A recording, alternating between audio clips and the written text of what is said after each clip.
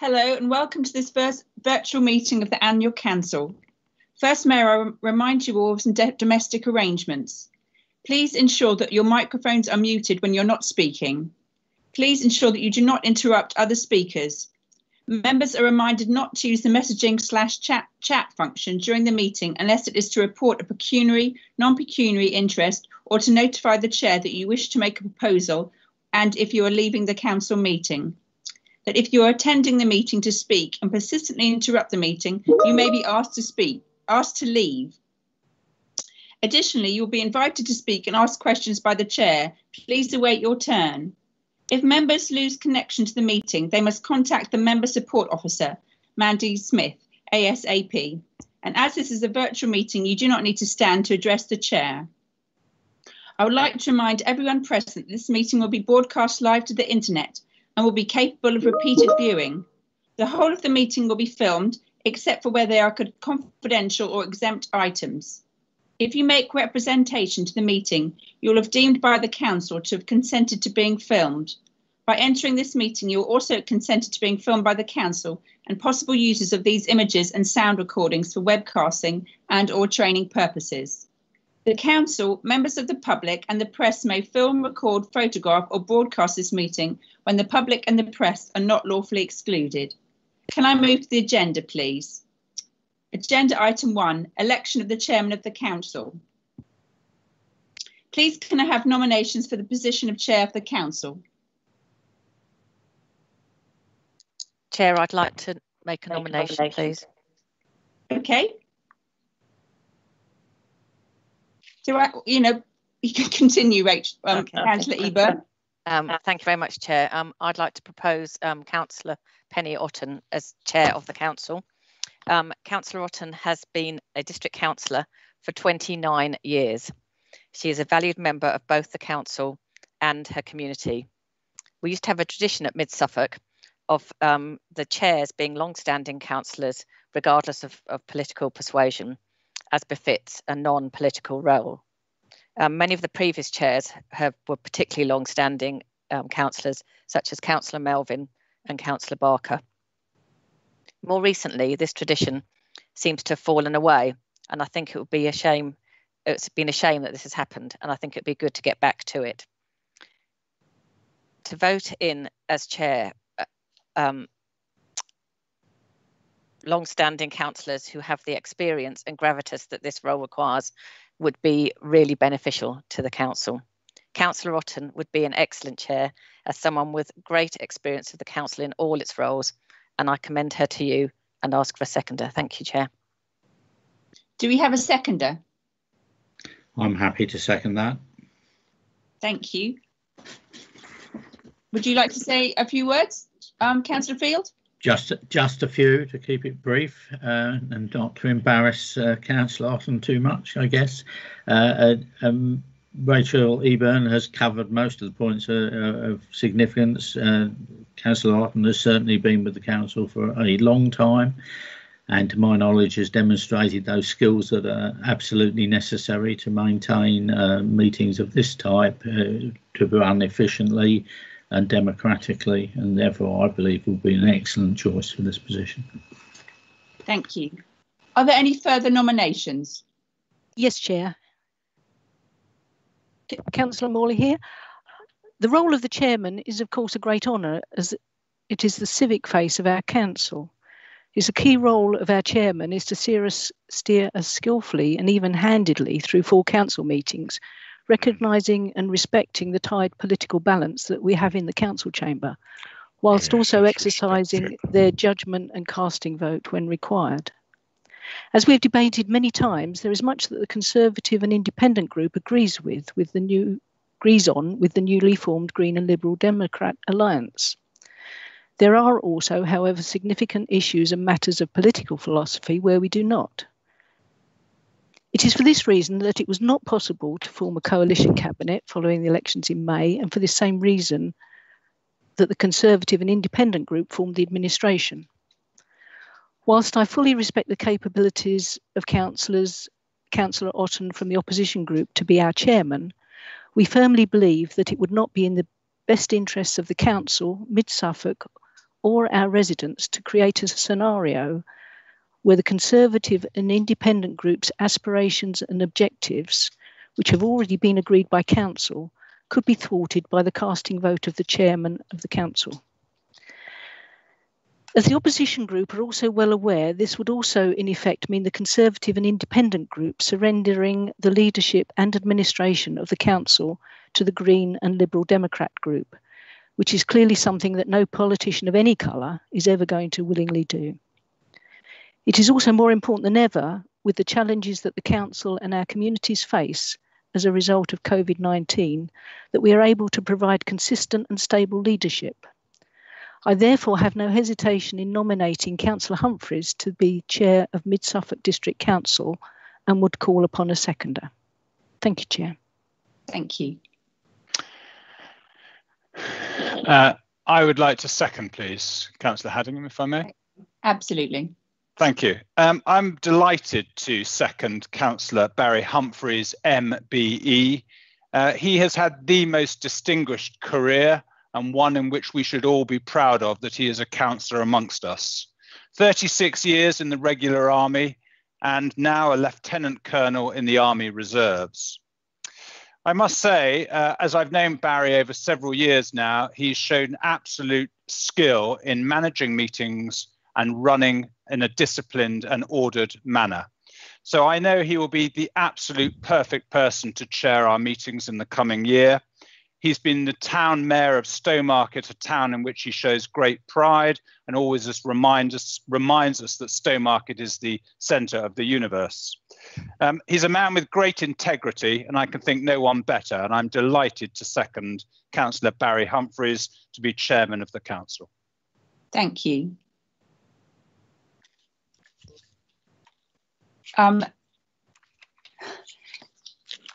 The Corporate Manager, Governance and Civic Office will now take a roll call vote.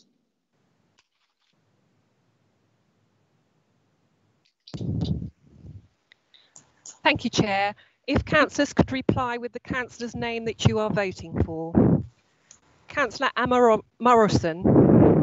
What are we voting on?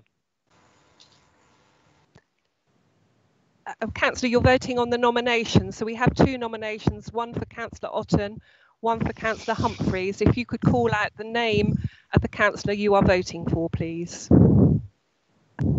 Otten. Councillor Brewster. Councillor Humphreys. Councillor Byrne. Councillor Humphreys. Councillor Carter. Councillor Otten. Councillor Caston. Councillor Humphreys. Councillor Eburn. Councillor Otten. Councillor Eppingham. Councillor Humphreys. Councillor Field. Councillor Otten. Councillor Flatman. Councillor Barry Humphreys. Councillor Fleming. Councillor Humphreys. Councillor Geek. Councillor Otten. Councillor Gould. Councillor Humphreys. Councillor Guthrie. Sorry, Councillor Barry Humphreys. Councillor Haddingham. Councillor Humphreys. Councillor Hicks. Councillor Humphreys. Councillor Humphreys. Councillor Humphreys. Councillor Mansell. Councillor Otten. Councillor Mattison. Councillor Otten. Councillor Mellon. Councillor Otten. Councillor Mayer. Councillor Humphreys. Councillor Morley. Councillor Humphreys. Councillor Muller. Councillor Humphreys. Councillor Norris. Councillor Otten. Councillor Otten. Myself, Councillor Otten. Councillor Passmore. Councillor Barry Humphreys. Councillor Phillips. Councillor Otten. Councillor Pratt. Councillor Otten. Councillor Richardson. Councillor Humphreys. Councillor Scarf. Councillor Otten. Councillor Stringer. Councillor Otten. Councillor Turner. Councillor Otten. Councillor Warboys. Councillor Penny Otten. Councillor Wellham. Councillor Otten. Councillor Whitehead. Councillor Barry Humphreys. Thank you. I just add the votes.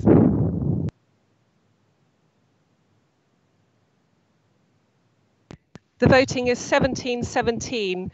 Can I ask the chair if she wishes to exercise her casting vote? I would like to, and I will vote for Councillor Barry Humphries. Thank you, Chair. That means that Councillor Humphries' vote is carried.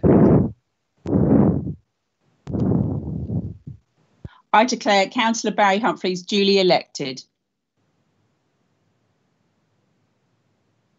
And I now call upon Councillor Humphries to sign his declaration of acceptance and to declare his and to declare the acceptance speech.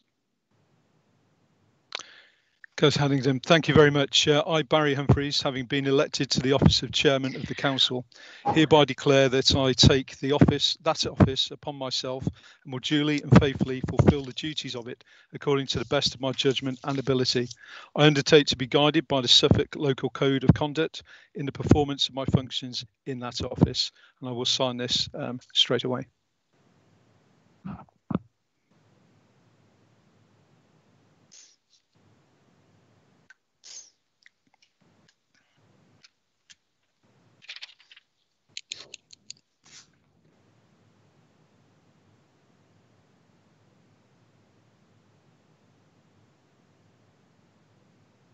Thank you.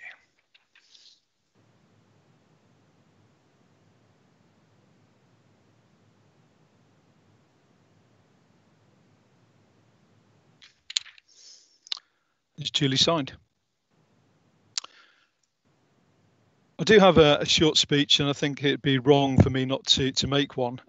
So I'm really delighted to accept the position of Chair of Mid Suffolk District Council, and I do really thank the proposer and the seconder for their kind words.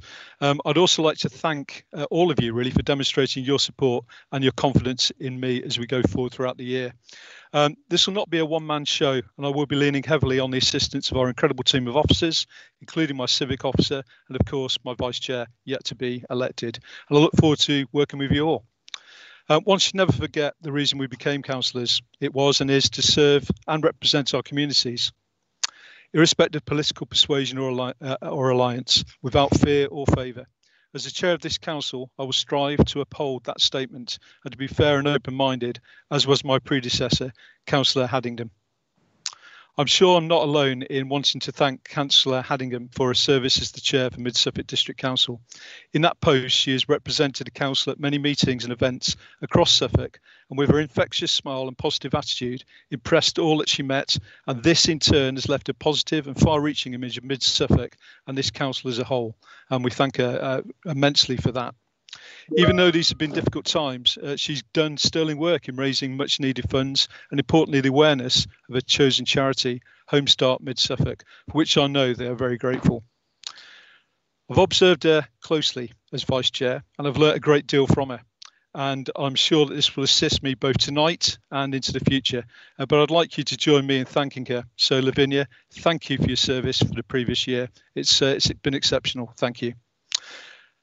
She did demonstrate to me that the most important, or one of the most important aspects of being chair, are honesty, fairness, and open-mindedness, and when necessary, of course, firmness. And I won't be shy in doing that. There are attributes really that I admire in anybody, and I'll certainly be carrying them forward as I go on as the chair. I do, however, expect politeness, mutual respect, and good manners during meetings, and irrespective of your political views. Please remember that every one of us is here to do the very best we can for Mid Suffolk and all of its residents. And although we won't always agree, we are a good team and share a common goal of serving the residents of Mid Suffolk to the very best of our abilities. My chosen charity for this year is the Stowmarket Dementia Action Group, which have already done great things in making Stowmarket and the wider community developing into a robust dementia-friendly community. I'll do my very best to come up with innovative ways in which to raise funds for them, but of course these are difficult times, so I will be relying on you to assist me in that aim. I look forward to serving you as the chair, and once again, thank you for your confidence in me. Now on with the meeting, but please be gentle, it's my first time. Okay. Just adjust my papers and I'll come back to you.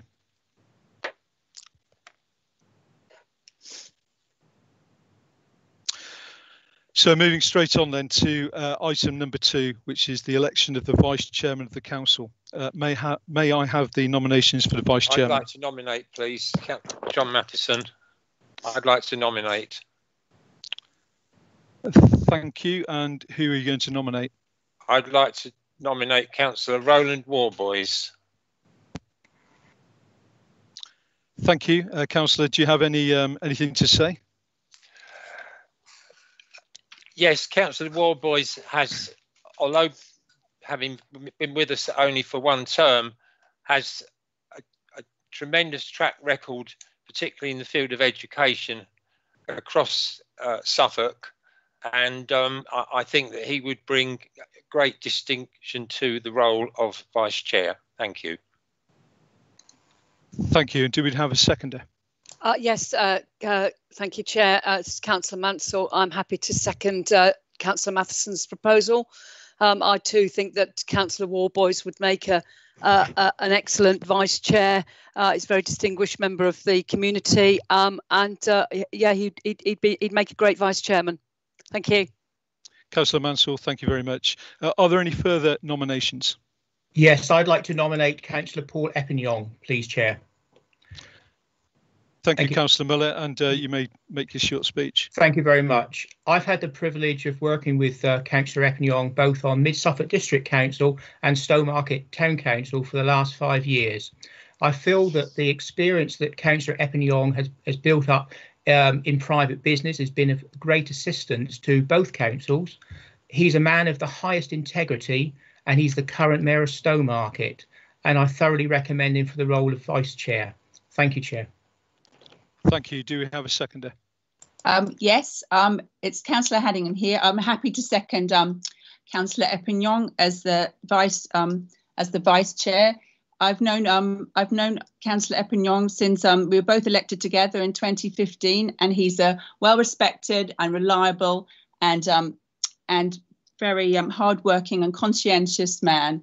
Like Councillor Muller said, he's been the Mayor of Stowmarket, and I've met him at several civic duties, and it was always a pleasure to see him, a friendly face, and I thoroughly recommend him to the rest of the council. Thank you. Councillor Haddingham, thank you very much. So we have 2 nominees, which is Councillor Warboys and Councillor Eppignong. The Corporate Manager of Governance and the Civic Officer will now take a roll call vote. Thank you, Chair. Members, please can you reply with which councillor you are voting for? Councillor Amorison. Warboys. Councillor Brewster. Councillor Eppignong. Councillor Byrne.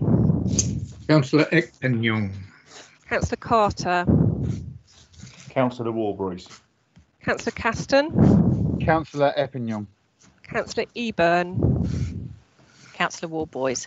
Councillor Eppignong. Councillor Eppignong. Councillor Field. Councillor Warboys. Councillor Flatman. Councillor Paul Eppignong. Councillor Fleming. Councillor Eppignong. Councillor Geek. Councillor Warboys. Councillor Gould. Councillor Eppignong. Councillor Guthrie. Councillor Eppignong. Councillor Haddingham. Councillor Eppignong. Councillor Hicks. Councillor Eppignong. Councillor Humphreys. Councillor Eppignong. Councillor Mansell. Councillor Warboys. Councillor Mattison. Councillor Warboys. Councillor Mellon. Councillor Warboys. Councillor Mayer. Councillor Eppignong. Councillor Morley. Councillor Eppignong. Councillor Muller. Councillor Eppignong. Councillor Norris. Councillor Warboys. Councillor Otten. Councillor Warboys. Councillor Passmore. Councillor Eppignong. Councillor Phillips. Councillor Warboys. Councillor Pratt. Councillor Warboys. Councillor Richardson. Councillor Eppignong. Councillor Scarf. Councillor Warboys. Councillor Stringer. Councillor Warboys. Councillor Turner. Councillor Warboys. Councillor Warboys. Myself, Councillor Warboys. Councillor Wellham. Councillor Warboys. Councillor Whitehead. Councillor Paul Eppignong. Okay, thank you for the voting. That is 1717 chair, will you be exercising your casting vote? Yes, I will. And my vote goes to Councillor Ekpenyong. Thank you.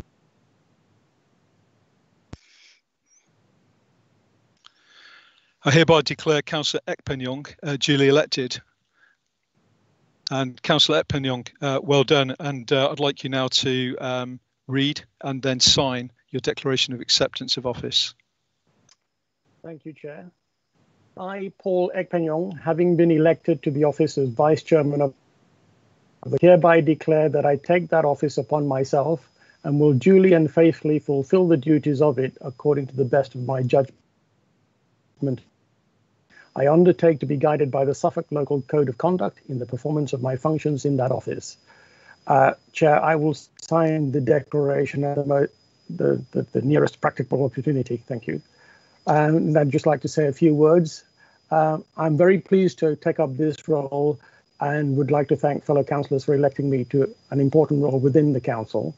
I look forward to assisting the chairman and the council in this role with energy and enthusiasm and my cumulative experience of business and council work. Thank you very much. Thank you. Okay, moving on then to item 3, which is apologies for absence, please. Thank you, Chair. I have not received any apologies for absence, and as we know that everybody is present, I will not be conducting the roll call, so we can move on to the next item. Thank you. Thank you. And that's item 4, which is declaration of interest by councillors.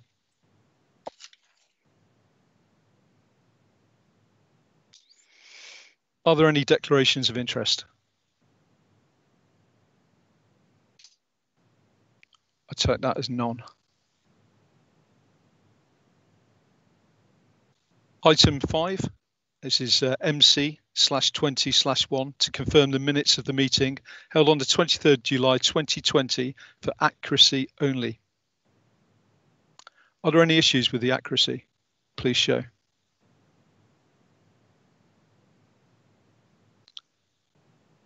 Excellent. Could I have a proposer? I'm happy to propose that as Councillor Haddingham.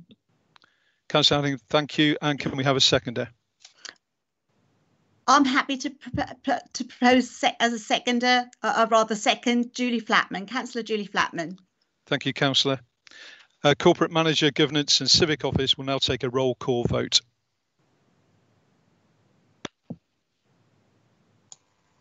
Thank you, Chair. If councillors can reply with for, against or abstain. Councillor Emma Morrison. For. Councillor Brewster.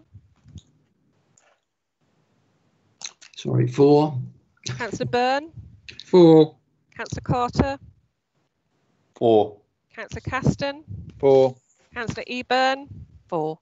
Councillor Eppignong. For. Councillor Field. For. Councillor Flatman. For. Councillor Fleming.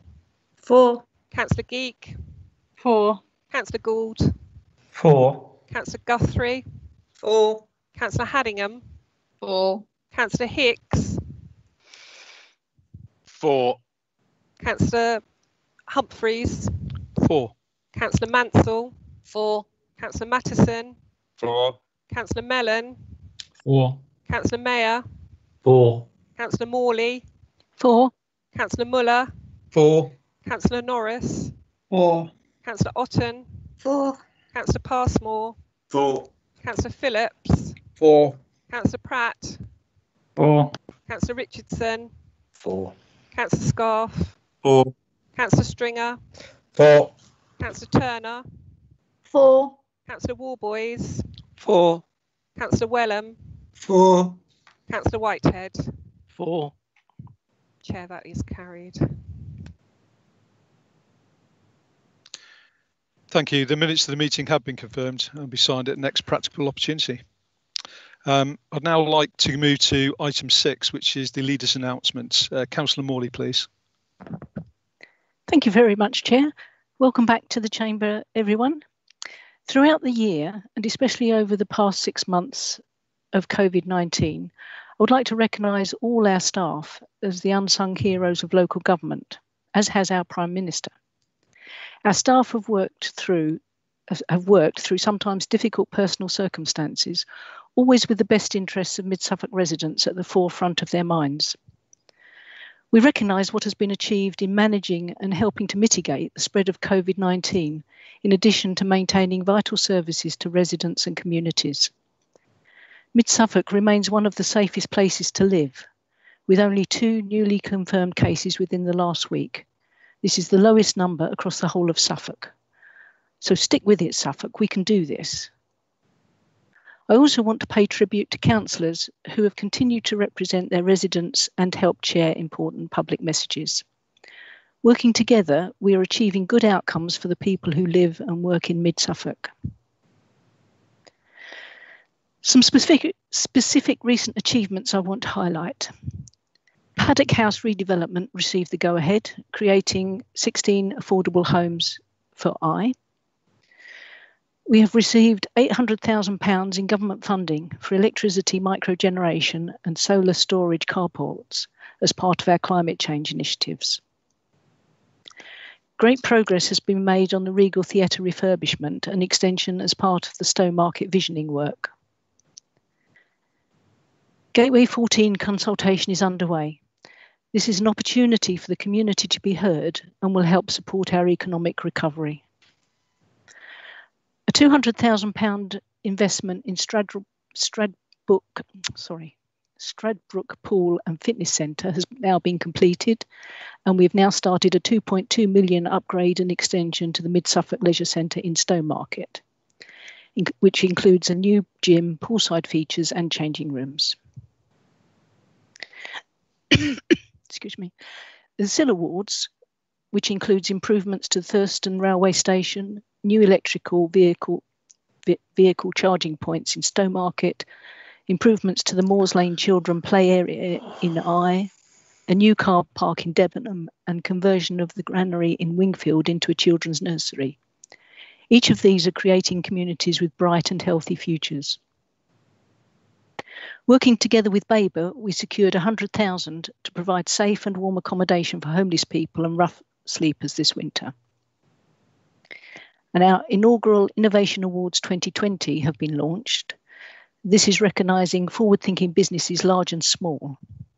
The closing date is this Sunday for nominations. So if you have any of your local businesses in mind, please get your nominations in very quickly. The end date for nominations is 27th of September, this Sunday, and it will be held virtually on the 3rd of November.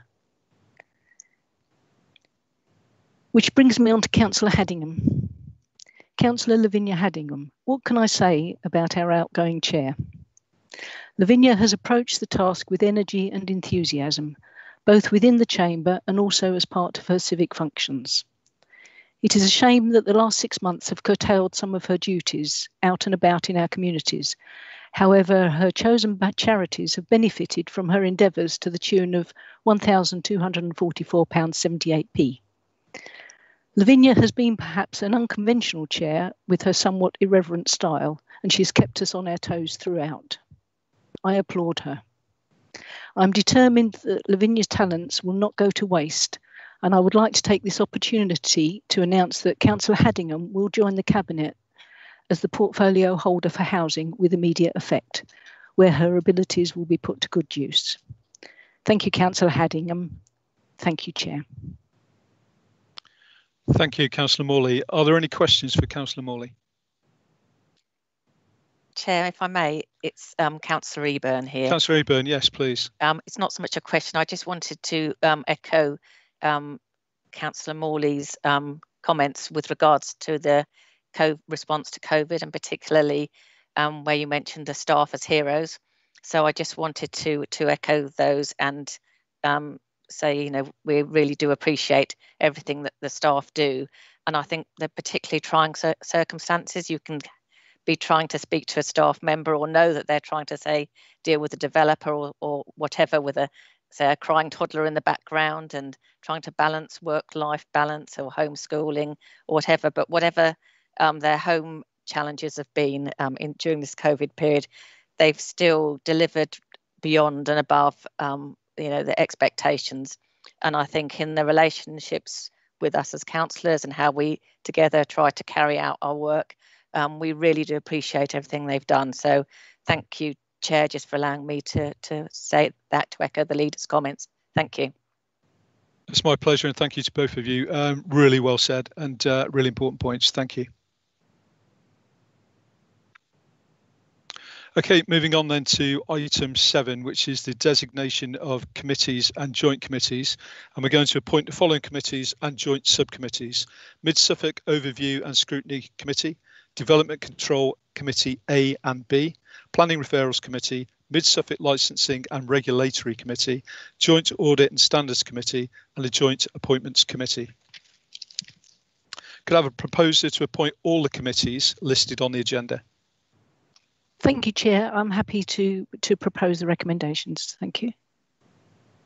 Councillor Morley, thank you. And could I have a seconder? Yes, Chair, I would like to second that. Thank you. Councillor Epignon, thank you. And the Corporate Manager, Governance and Civic Office will now take a roll call vote. Thank you, Chair. If members can reply with for, against or abstain. Councillor Emma Morrison. What are we voting on? You're voting on the actual formulation of the committees. You're appointing the committees for this year. So we're constituting the committees so that then we can, the next paper will then actually populate those committees. 4, I guess. Okay, Councillor Brewster. 4. Councillor Byrne. 4. Councillor Carter. 4. Councillor Caston. 4. Councillor Eburn. 4. Councillor Epignon. 4. Councillor Field. 4. Councillor Flatman. 4. Councillor Fleming. 4. Councillor Geek. 4. Councillor Gould. 4. Councillor Guthrie. 4. Councillor Haddingham. 4. Councillor Hicks. 4. Councillor Humphreys. 4. Councillor Mansell. 4. Councillor Mattison. 4. Councillor Mellon. 4. Councillor Mayer. 4. Councillor Morley. 4. Councillor Muller. 4. Councillor Norris. 4. Councillor Otten. Councillor Otten. Sorry. 4. Councillor Passmore. 4. Councillor Phillips. 4. Councillor Pratt. 4. Councillor Richardson. 4. Councillor Scarf. 4. Councillor Stringer. 4. Councillor Turner. 4. Councillor Warboys. 4. Councillor Wellham. 4. And Councillor Whitehead. 4. Chair, that is carried. That is carried. Before we begin on the next item, Councillor Morrison, are you having difficulties with connection?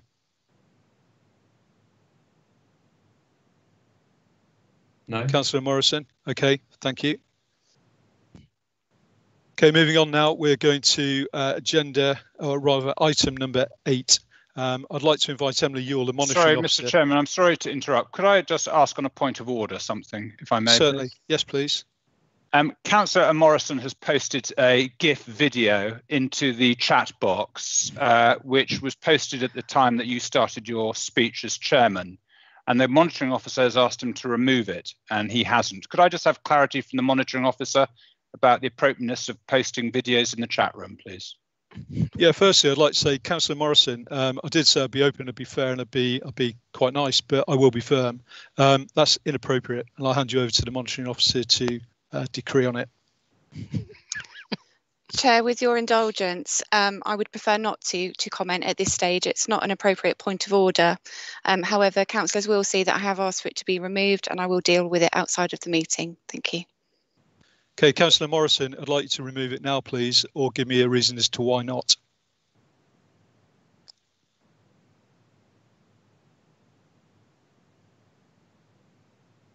Councillor Morrison, are you still there? I mean, it's kind of funny, right? No, it's not funny. This is a formal meeting. Remove the post. And tell me when you've done it.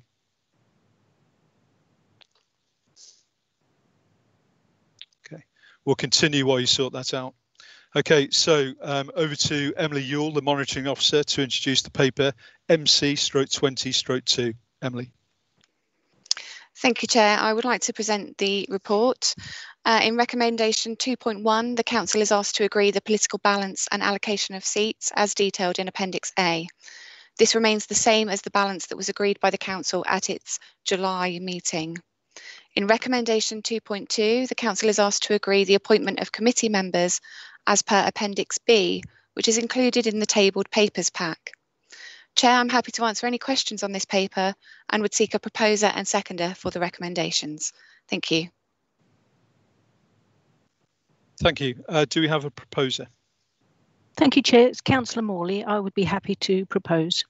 Thank you. And a seconder, please. And Chair, it's Councillor Eburn, and I'll be happy to second that. Thank you, Chair. Councillor Eburn, thank you very much. Are there any questions on this?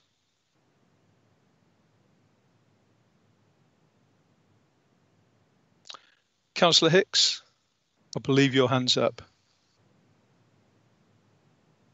I can't see it. It shouldn't be up. Mr. Chairman, it must be from before. My apologies. Yeah, no problem. Thank you.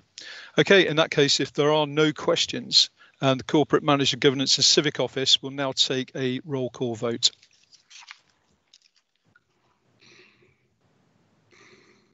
Thank you, Chair. If members can reply with for, against or abstain. Councillor Emma Rosen. Councillor, are you there? Okay, I'll carry on and come back to you. Councillor Brewster. 4. Councillor Byrne. 4. Councillor Carter. 4. Councillor Caston. 4. Councillor Eburn. 4.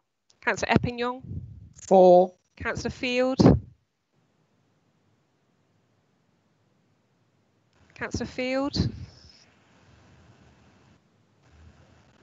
Okay, I'll come back to Councillor Field. Sorry, it's 4. Okay. Couldn't get my mouse back onto the this screen. Thank you. Councillor Flatman. 4. Councillor Fleming. 4. Councillor Geek. 4. Councillor Gould. 4. Councillor Guthrie. 4. Councillor Haddingham. 4. Councillor Hicks. 4. Councillor Humphreys. 4. Councillor Mansell. 4. Councillor Mattison. 4. Councillor Mellon. 4. Sorry, Councillor, was that a 4? 4. Councillor Mayer. 4. Councillor Morley.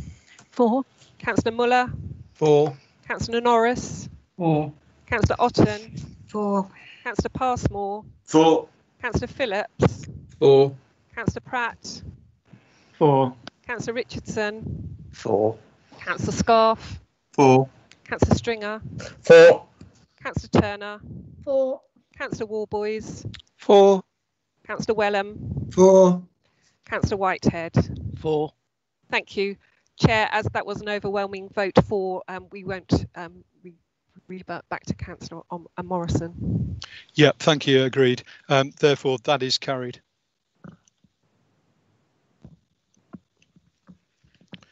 We're now going to move on to the election of chairs and vice chairs of committees, and to elect a chair and vice chair for the following committees and joint committees: Mid Suffolk Overview Scrutiny Committee, Development Control Committee A and B, Mid Suffolk Licensing and Regulatory Committee, Joint Audit and Standards Committee, and a Joint Appointments Committee.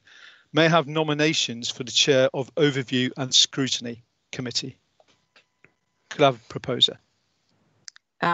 Chair, could I propose Keith Wellham for chair and Keith Scarf for vice chair? Thank you, Chair. Chair, can I second that? Thank you, councillors. Noted. Are there any further nominations?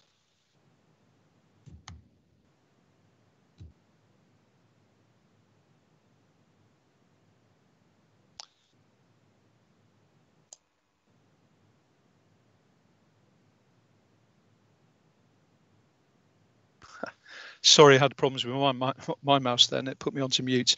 The Corporate Manager of Governance and Civic Office will now take a roll call vote. Thank you, Chair. As we have both nominations for Vice Chair and Chair of Scrutiny, and no other nominations. We're going to be taking those together. So if you can just say for, against or abstain. Thank you. Councillor Emma Rosen. For. Councillor Brewster. For. Councillor Byrne. Councillor Byrne. For. Councillor Carter. For. Councillor Caston. For. Councillor Eburn. For. Councillor Epping-Young. For. Councillor Field. For. Councillor Flatman. For. Councillor Fleming. For. Councillor Geek. For. Councillor Gould. For. Councillor Guthrie. For. Councillor Haddingham. For. Councillor Hicks. For. Councillor Humphreys. For. Councillor Mansell. For. Councillor Mattison. For. Councillor Mellon. For. Councillor Mayer. For. Councillor Morley. For. Councillor Muller. For. Councillor Norris. For. Councillor Otten. For. Councillor Passmore. For. Councillor Phillips. For. Councillor Pratt. For. Councillor Richardson. For. Councillor Scarf. For. Councillor Stringer. For. Councillor Turner. For. Councillor Warboys. For. Councillor Wellham. For. Councillor Whitehead. For. Thank you.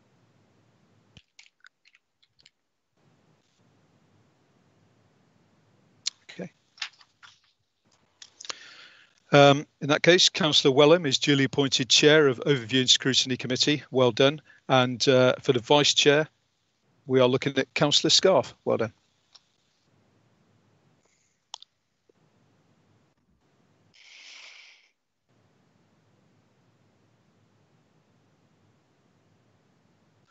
We now move on to Committee Planning Committee A. Can I have a proposer? Yes, Chair. Could I nominate Councillor Hicks, please, for the chair? Thank you. Hicks. Chair, I'd like to second that nomination. Councillor Mayer. Chair, I'd like to propose Sarah Mansell, please. It's Councillor Wendy Turner. And do we have a seconder for Councillor Turner, please? Sorry, for Councillor Mansell. Councillor Mike Norris, I'm happy to second the proposal. Thank you. Corporate Manager, Governance, Civic Office will now take a roll call vote. Thank you, Chair. Again, if members can reply with the councillor's name that you are voting for. Thank you. Councillor Emma Rosen. Mansell. Councillor Brewster. Councillor Hicks. Councillor Byrne. Councillor Hicks. Councillor Carter. Councillor Mansell. Councillor Caston. Councillor Hicks. Councillor Eburn. Councillor Mansell. Councillor Epping-Young. Councillor Hicks. Councillor Field. Councillor Mansell. Councillor Flatman. Councillor Hicks. Councillor Fleming. Councillor Hicks. Councillor Geek. Councillor Mansell. Councillor Gould. Councillor Hicks. Councillor Guthrie. Councillor Hicks. Councillor Haddingham. Councillor Hicks. Councillor Hicks. Myself, Councillor Hicks. Councillor Humphreys. Councillor Hicks. Councillor Mansell. Councillor Mansell. Councillor Mattison. Councillor Mansell. Councillor Mellon. Councillor Mansell. Councillor Mayer. Councillor Hicks. Councillor Morley. Councillor Hicks. Councillor Muller. Councillor Hicks. Councillor Norris. Councillor Mansell. Councillor Otten. Councillor Mansell. Councillor Passmore. Councillor Hicks. Councillor Phillips. Councillor Mansell. Councillor Pratt. Councillor Mansell. Councillor Richardson. Councillor Hicks. Councillor Scarf. Councillor Mansell. Councillor Stringer. Councillor Mansell. Councillor Turner. Councillor Mansell. Councillor Warboys. Councillor Mansell. Councillor Wellham. Councillor Mansell. Councillor Whitehead. Councillor Hicks. Chair, that is a tie. Will you be exercising your casting vote? Yes, I will. Councillor Hicks. Thank you. Therefore, Councillor Hicks is duly appointed Chair of Development Control Committee A. We'll now move on to the Vice Chair of Development Control Committee A. Do we have a proposer? Yes, Chair. I'd like to propose Dave Muller for the Deputy Chair of Development Control A. And Councillor Hicks, I'd like to second Councillor Muller. And Chair, it's Councillor Eburn here. As Sarah Mansell was not successful as Chair of Planning A, I would like to, Development Control Committee A, I'd like to propose her as Vice Chair. Thank you. Councillor Mike Norris, I'm also happy to second that proposal.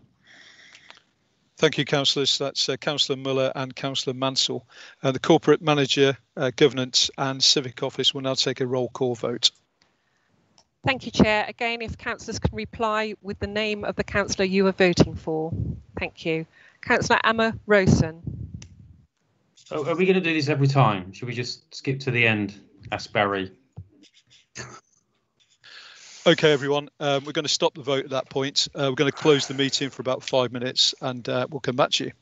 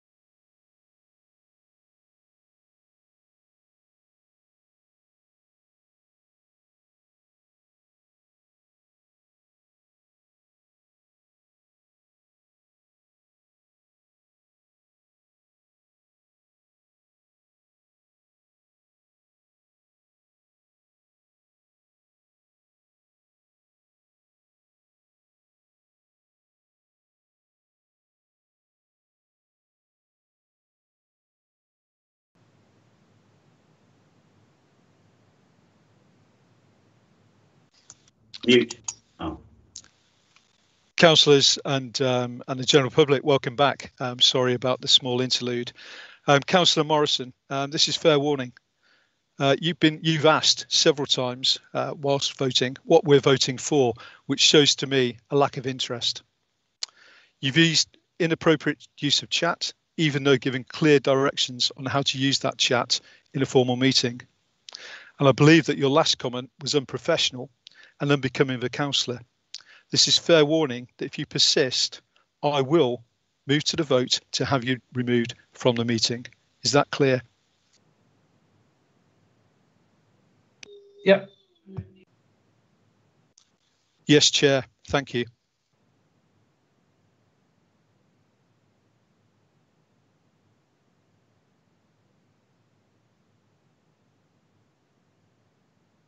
I say, just to resume where we were, we're now taking a vote for the Vice Chair of the Planning Committee A.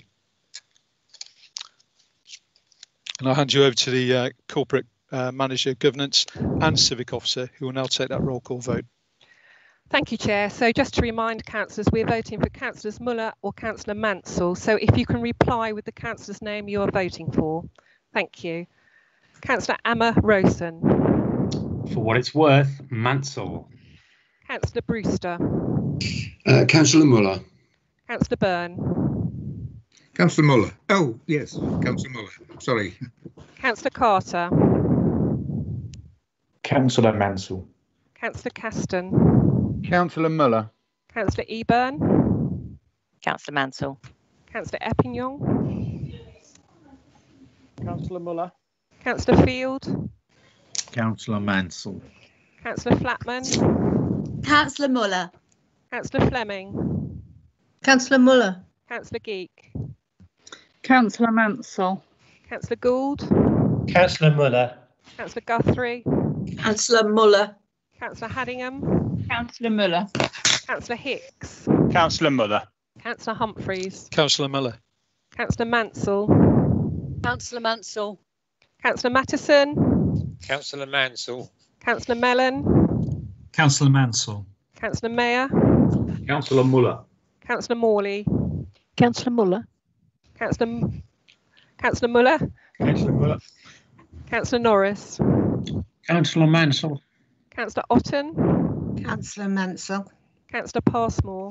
Councillor Muller. Councillor Phillips. Councillor Mansell. Councillor Pratt. Councillor Mansell. Councillor Richardson. Councillor Muller. Councillor Scarf. Councillor Mansell. Councillor Stringer. Councillor Mansell. Councillor Turner. Councillor Mansell. Councillor Warboys. Councillor Warboys. My apologies, I was muted. Councillor Mansell. Councillor Wellham. Councillor Mansell. Councillor Whitehead. Councillor Muller. Chair, that's a draw again. Are you going to exercise your casting vote? Yes, I am, and it's Councillor Muller. Therefore, Councillor Muller is duly appointed Vice Chair of Development Control Committee A. May I have nominations for the Chair of Development Control Committee B, please?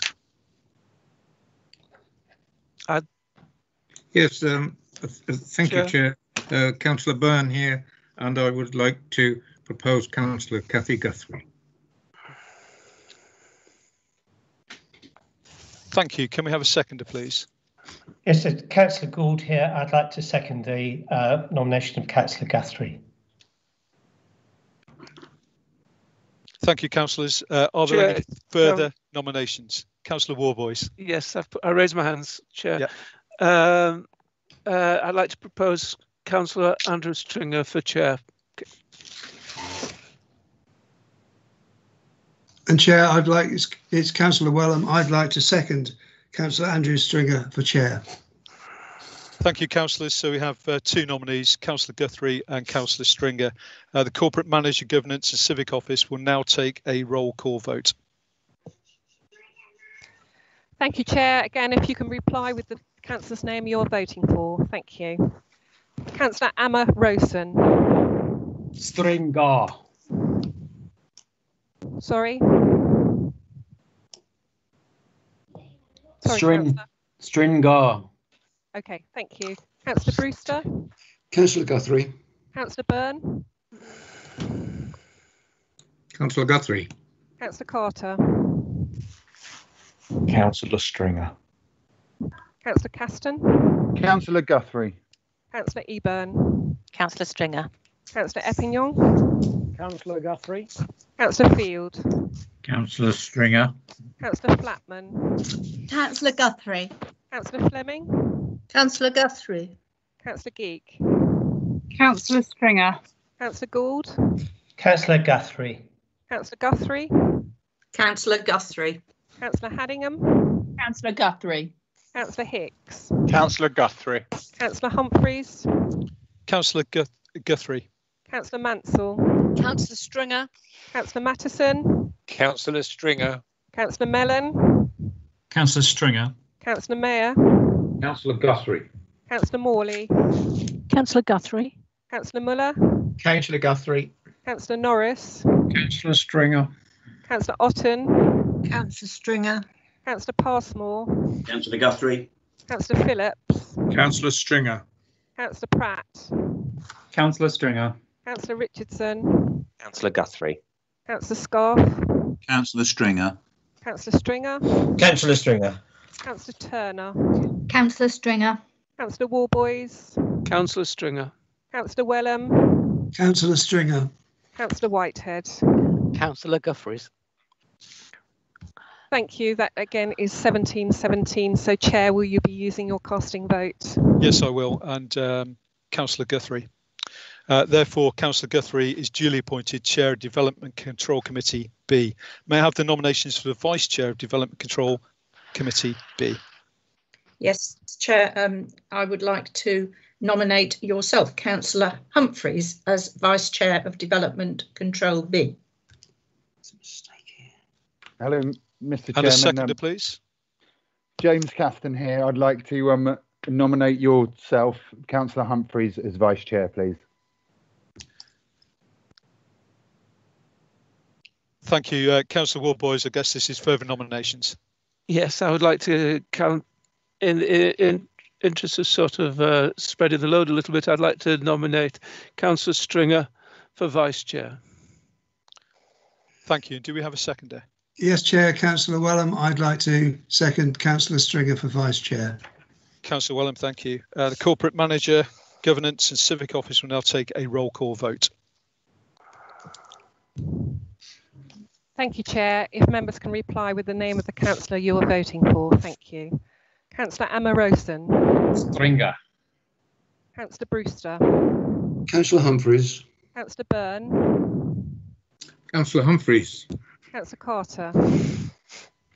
Councillor Stringer. Councillor Caston. Councillor Humphreys. Councillor Eburn. Councillor Stringer. Councillor Eppington. Councillor Humphreys. Councillor Field. Councillor Stringer. Councillor Flatman. Councillor Humphreys. Councillor Fleming. Councillor Humphreys. Councillor Geek. Councillor Stringer. Councillor Gould. Councillor Humphreys. Councillor Guthrie. Councillor Humphreys. Councillor Haddingham. Councillor Humphreys. Councillor Hicks. Councillor Humphreys. Councillor Humphreys. Councillor Humphreys. Councillor Mansell. Councillor Stringer. Councillor Mattison. Councillor Stringer. Councillor Mellon. Councillor Stringer. Councillor Mayer. Councillor Humphreys. Councillor Morley. Councillor Humphreys. Councillor Muller. Councillor Humphreys. Councillor Norris. Councillor Stringer. Councillor Otten. Councillor Stringer. Councillor Passmore. Councillor Humphreys. Councillor Phillips. Councillor Stringer. Councillor Pratt. Councillor Stringer. Councillor Richardson. Councillor Humphreys. Councillor Scarf. Councillor Stringer. Councillor Stringer. Councillor Stringer. Councillor Turner. Councillor Stringer. Councillor Warboys. Councillor Stringer. Councillor Wellham. Councillor Stringer. Councillor Whitehead. Councillor Humphreys. Okay, Chair, again, that's a draw. Will you be exercising your casting vote? Yes, I will. I vote for Councillor Humphreys. Therefore, Councillor Humphreys duly appointed Vice Chair of Development Control Committee B. May I have nominations for the Chair of Licensing and Regulatory Committee, please? Thank you, Chair. I'd like to nominate Councillor Guthrie. Thank you. Thank you, Chair. I'd like to nominate Councillor Stringer Dan Pratt. Councillor Dan Pratt. I'd like to second Councillor Pratt. Actually, Councillor Otten, is that not seconding for Councillor Stringer? Can you just go for that proposal, the second proposal again, please? I may have misheard. So I would like to nominate Councillor Dan Pratt for the Chair of Licensing. Thank you. And I second that. Thank you. I was crossed on the comms there. Thank you. I do have a seconder, please. Yes, Chair. Councillor Flatman, I'm seconding Kathy Guthrie. Thank you. So we have two nominees, which are Councillor Guthrie and Councillor Pratt. Corporate Manager, Governance and Civic Office will now take a roll call vote. Thank you, councillors. If you can reply with the name of the councillor you are voting for, thank you. Councillor Amarosan. Pratt. Councillor Brewster. Councillor Guthrie. Councillor Byrne. Councillor Guthrie. Councillor Carter. Sorry, Councillor Pratt. Sorry, Councillor Caston. Councillor Guthrie. Councillor Eburn. Councillor Pratt. Councillor Eppingham. Councillor Guthrie. Councillor Field. Councillor Pratt. Councillor Flatman. Councillor Guthrie. Councillor Fleming. Councillor Guthrie. Councillor Geek. Councillor Pratt.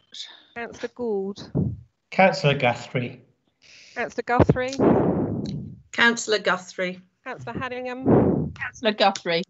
Councillor Hicks. Councillor Guthrie. Councillor Humphreys. Councillor Guthrie. Councillor Mansell. Councillor Pratt. Councillor Mattison. Councillor Dan Pratt. Councillor Mellon. Councillor Dan Pratt. Councillor Mayer. Councillor Guthrie. Councillor Morley. Councillor Guthrie. Councillor Muller. Councillor Guthrie. Councillor Norris. Councillor Pratt. Councillor Otten. Councillor Pratt. Councillor Passmore. Councillor Guthrie. Councillor Phillips. Councillor Dan Pratt. Councillor Pratt. Myself, Councillor Dan Pratt. Councillor Richardson. Councillor Guthrie. Councillor Scarf. Councillor Pratt. Councillor Stringer. Councillor Pratt. Councillor Turner. Councillor Dan Pratt. Councillor Warboys. Councillor Dan Pratt. Councillor Wellham. Councillor Dan Pratt. Councillor Whitehead. Councillor Guthrie. Chair, that is a draw. So will you be exercising your casting vote? Yes, I will. Councillor Guthrie. Therefore, Councillor Guthrie is appointed Chair of Licensing and Regulatory Committee.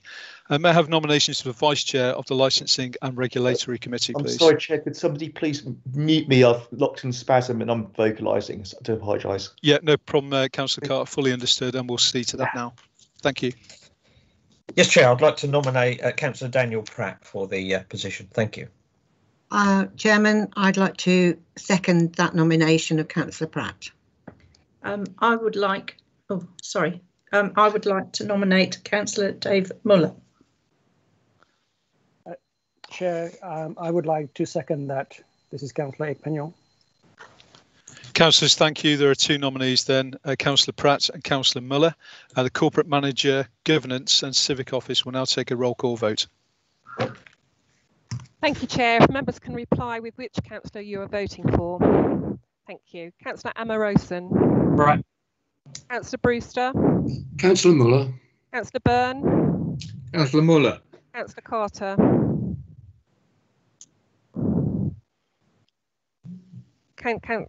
Chair, you'll need to unmute him. Yeah, that's fine. Oh.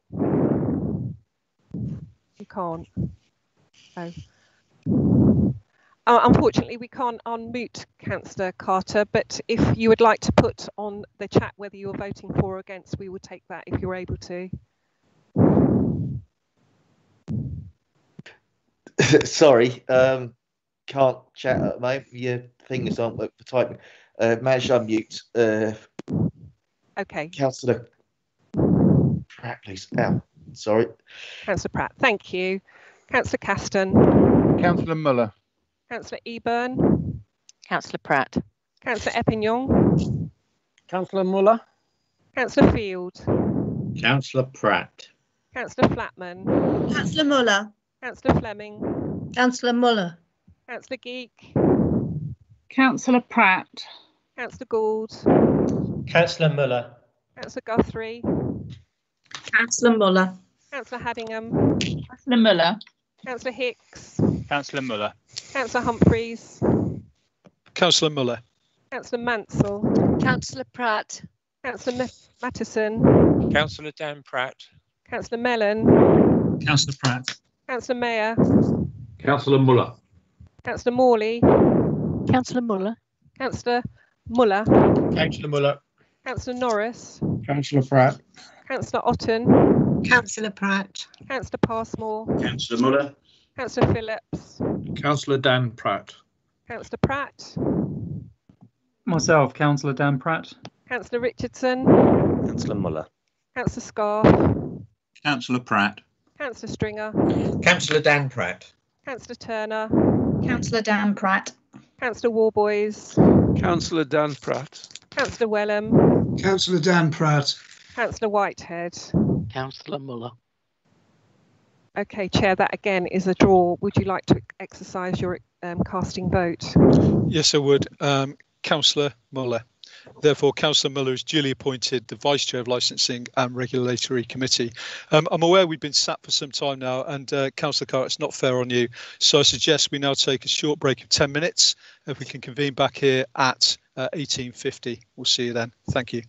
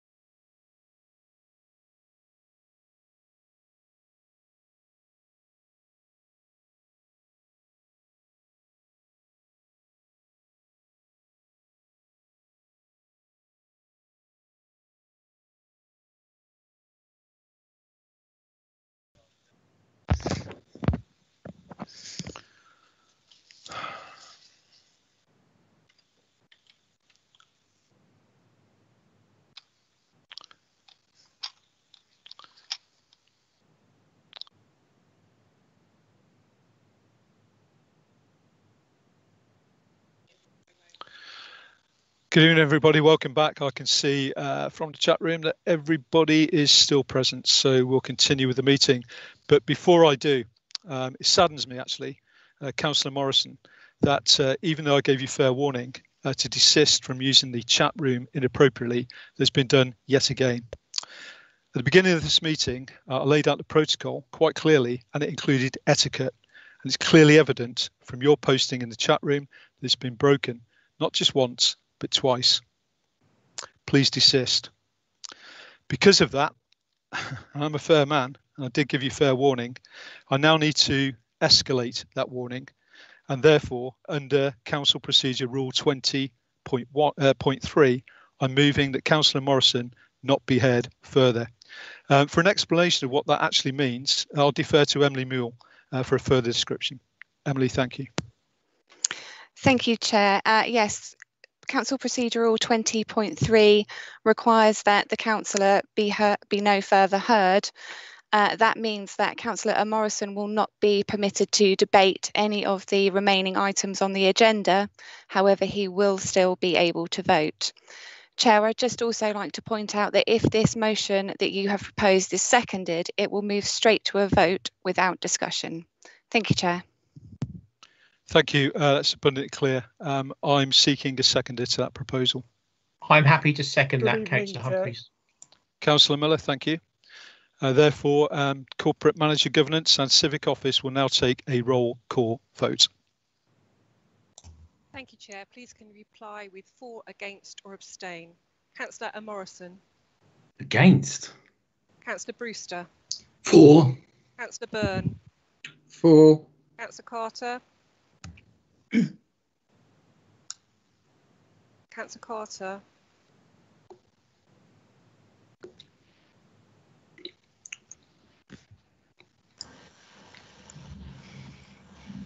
Okay, I'll come back to Councillor Carter. Councillor Caston. For. Councillor Eburn. Against. Councillor Eppingham. For. Councillor Field. Against. Councillor Flatman. For. Councillor Fleming. For. Councillor Geek. Against. Councillor Gould. For. Councillor Guthrie. For. Councillor Haddingham. For. Councillor Hicks.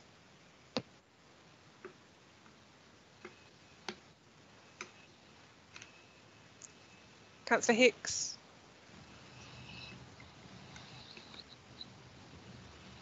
Okay, I'll come back to Councillor Hicks. Oh, sorry. For. Okay, Councillor Humphreys. For. Councillor Mansell. Against. Councillor Mattison. Against. Councillor Mellon. Abstain. Councillor Mayer. For. Councillor Morley. For. Councillor Muller. For. Councillor Norris. Against. Councillor Otten. Against. Councillor Passmore. For. Councillor Phillips. Against. Councillor Pratt. Against. Councillor Richardson. For. Councillor Scarf. Against. Councillor Stringer. Against, but can I have a point of order? Are we not allowed to debate this? Councillor No. Stringer, no. Councillor Turner. Against. Councillor Warboys. Against. Councillor Wellham. Against. Councillor Whitehead. For.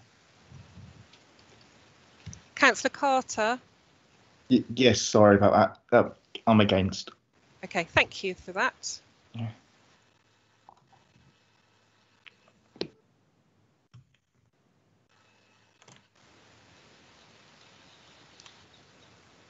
With one abstention, yeah. If you'd like to announce that.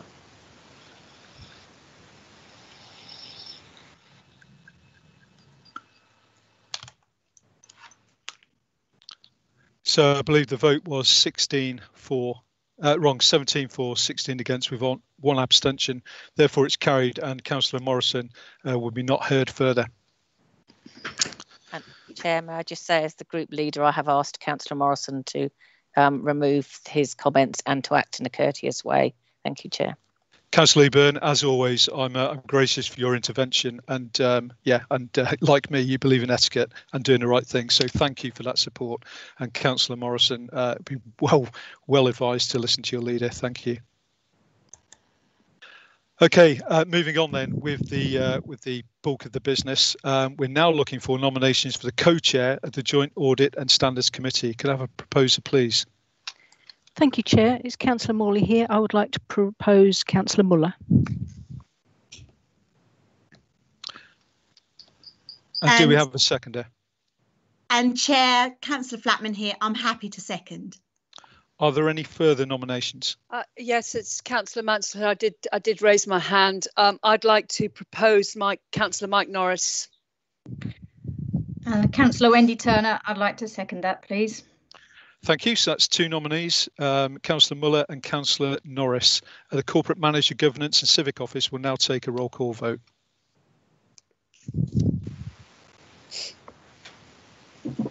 Thank you, Chair.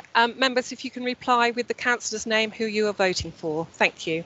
Councillor Morrison. Norris. Councillor Brewster. Councillor Muller. Councillor Byrne. Councillor Muller. Councillor Carter. Councillor Norris. Councillor Caston. Councillor Muller. Councillor Eburn. Councillor Norris. Councillor Epignon. Councillor Muller. Councillor Field. Councillor Norris. Councillor Flatman. Councillor Muller. Councillor Fleming. Councillor Muller. Councillor Geek. Councillor Norris. Councillor Gould. Councillor Muller. Councillor Guthrie. Councillor Muller. Councillor Haddingham. Councillor Muller. Councillor Hicks. Councillor Muller. Councillor Humphreys. Councillor Muller. Councillor Mansell.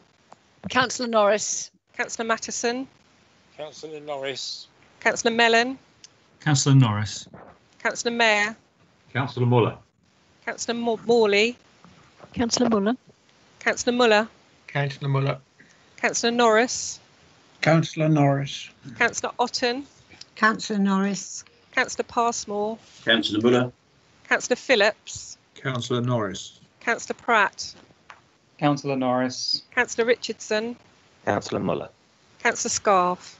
Councillor Norris. Councillor Stringer. Councillor Norris. Councillor Turner. Councillor Norris. Councillor Warboys. Councillor Norris. Councillor Wellham. Councillor Norris. Councillor Whitehead. Councillor Muller. Chair, that is a draw again. Will you be exercising your casting vote? Yes, I will. Councillor Muller. Therefore, Councillor Muller is duly appointed co-chair of Joint Audit and Standards Committee. May I have nominations for the co-chair of Joint Appointments Committee, please?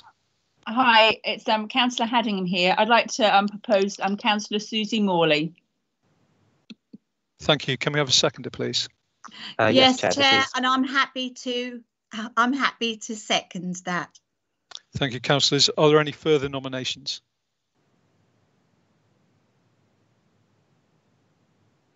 The Corporate Manager, Governance and Civic Office will now take a roll call vote.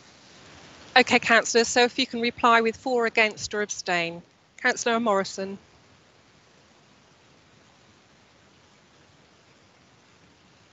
Abstain. Councillor Brewster. For. Councillor Byrne. For. Councillor Carter.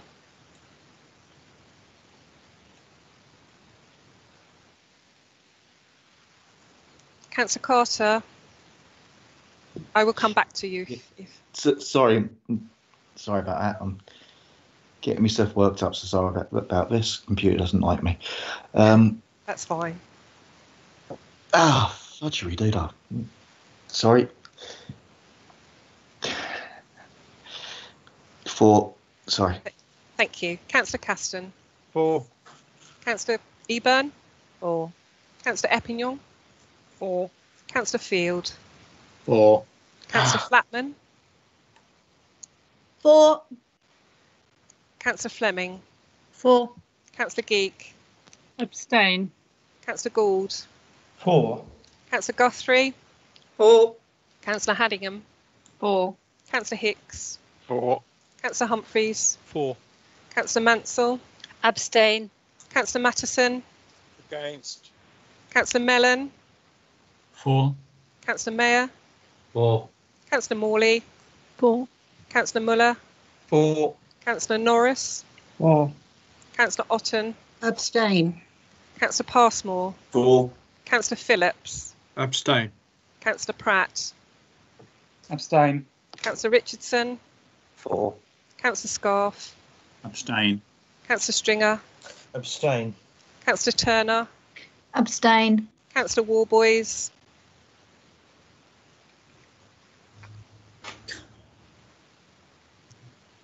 Councillor Warboys.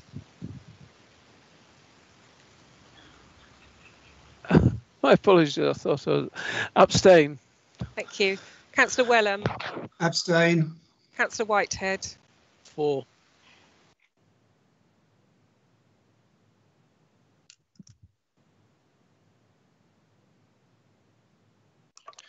Carried, and therefore Councillor Morley is duly appointed co-chair of Joint Appointments Committee. We're now moving on to item 10 of the agenda, and this is the MC 20/3, which is the appointments to the outside bodies for 2020 to 2021. Refer you to Appendix A in the table papers, and I'd like to invite the leader to produce or introduce paper MC/20/3 and move the recommendation in the report. Thank you. I'm really sorry, there's nothing I can do. I'm just going quick as he can through the votes. Thank you, Chair. I'm pleased to introduce the appointments of representatives on the outside bodies and partnerships for 2020/2021. This is paper MC 20/20/2/3, and I would like to ask for a seconder. Thank you. Thank you, Councillor Morley. Do we have Councillor a second? Yes, please. Could I second the recommendations? Thank you. Thank you. So we do have a proposer, we do have a seconder, and the corporate manager, governance and civic officer will now take a roll call vote. Sorry, Councillor Eben, I didn't see your hand. Please carry on. Thank you, Chair. It was just that there are two TBCs on the report, and one is for the Suffolk Flood Risk Management Scrutiny, and could we put Keith Wellham in as that substitute, and on the Suffolk Health Scrutiny Committee, where it says sub-TBC, could we put Councillor Sarah Mansell in on that? Thank you, Chair, and I appreciate you have to go back to your proposal and seconders again. Yeah, thank you, Councillor Eben, and apologies for not seeing your hand. Councillor Morley. I'm happy with the Councillor Wellham as a sub for the Flood Risk Committee. Could you just say again what the second one was, Rachel? Sorry, Councillor Eben. It was for, I think it's the Suffolk Health Scrutiny Committee. So right. two down from that. Yes. That's Sarah Mansell. Yes, I'm happy with that. Thank you. Thank you, Councillor Morley. Thank you, Chair. And seconder also happy. Thank you. Yes, Chair, also happy. Thank you. Fantastic. Okay, the corporate manager, governance and civic office will now take a roll call vote. Thank you, Chair. If members can reply with for, against or abstain. Councillor Morrison. Abstain. Councillor Brewster. For. Councillor Byrne. For. Councillor Carter. For. Councillor Caston. For. Councillor Eburn. For. Councillor Eppingham. For. Councillor Field. For. Councillor Flatman. For. Councillor Fleming. For. Councillor Geek. For. Councillor Gould. For. Councillor Guthrie. For. Councillor Haddingham. For. Councillor Hicks. For. Councillor Humphreys. For. Councillor Mansell. For. Councillor Mattison. Against. Councillor Mellon. For. Councillor Mayer. For. Councillor Morley. For. Councillor Muller. For. Councillor Norris. For. Councillor Otten. For. Councillor Passmore. For. Councillor Phillips. For. Councillor Pratt. Abstain. Councillor Richardson. For. Councillor Scarf. For. Councillor Stringer. For. Councillor Turner. For. Councillor Warboys. For. Councillor Wellham. For. Councillor Whitehead. For. By my calculation, that is carried. Item 11, the appointment of councillors to the Shared Revenues Partnership Joint Committee. The nominations have been tabled, and can I have a proposer, please? Yes, I'm happy to propose, Chair. Yes, Chair. Councillor Flatman, I'm happy to second.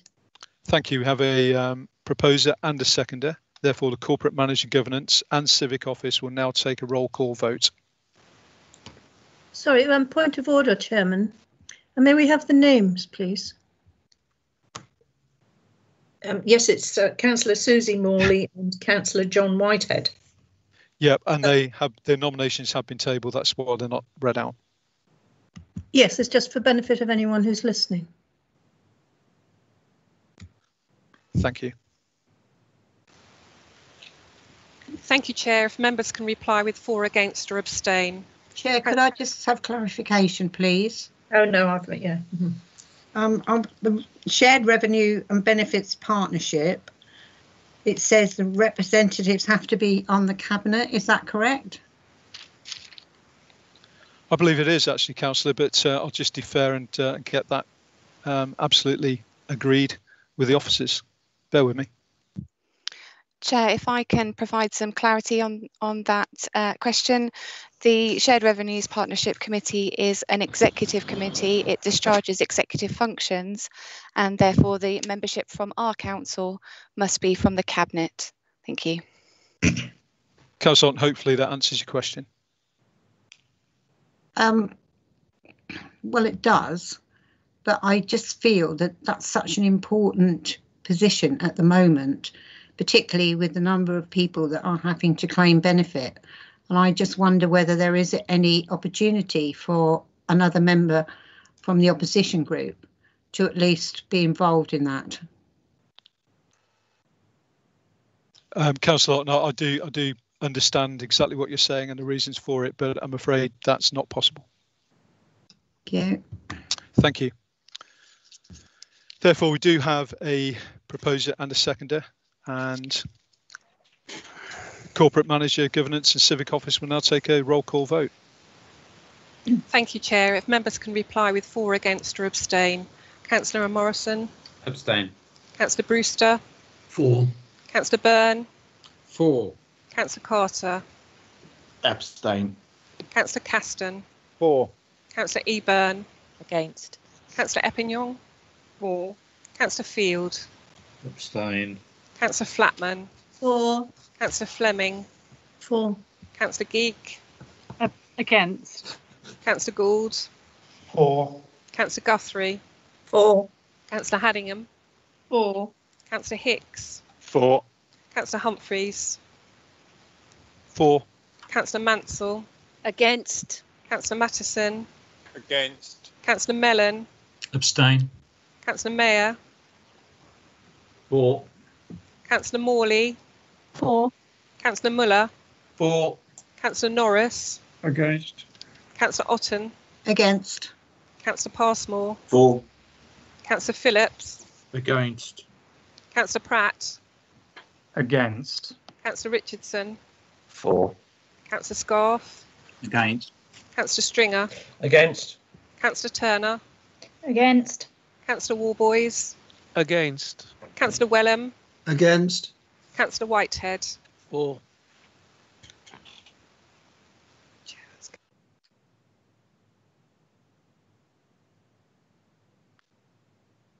My calculations with the abstentions, that is carried. Bear with me.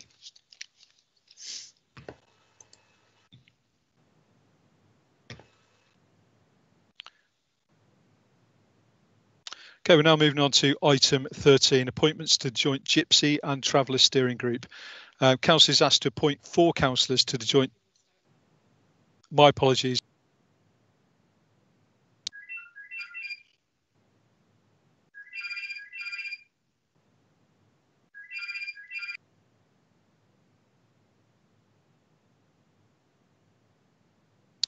My apologies. I'm on item 12. I skipped ahead of myself there. Appointments to the Suffolk Joint Standards Board. The nominations have been tabled, and could I have a proposer, please? Mr. Chairman, I'm very happy to, Gerard Brewster, I'm very happy to propose these nominations as shown on the schedule here. Do we have a seconder, please? Yes, I'm happy to second that. Sorry, it's Councillor Haddingham. Thank you. Therefore, the Corporate Manager, Governance and Civic Office will now take a roll call vote. I'm sorry, Councillor Humphries, but just for the benefit of those that haven't got the papers who might be watching online, I think, could we just always read the names out? Thank you. Yes, exactly, please. Yep, good point. And my remiss. I'll just do that now. Bear with me.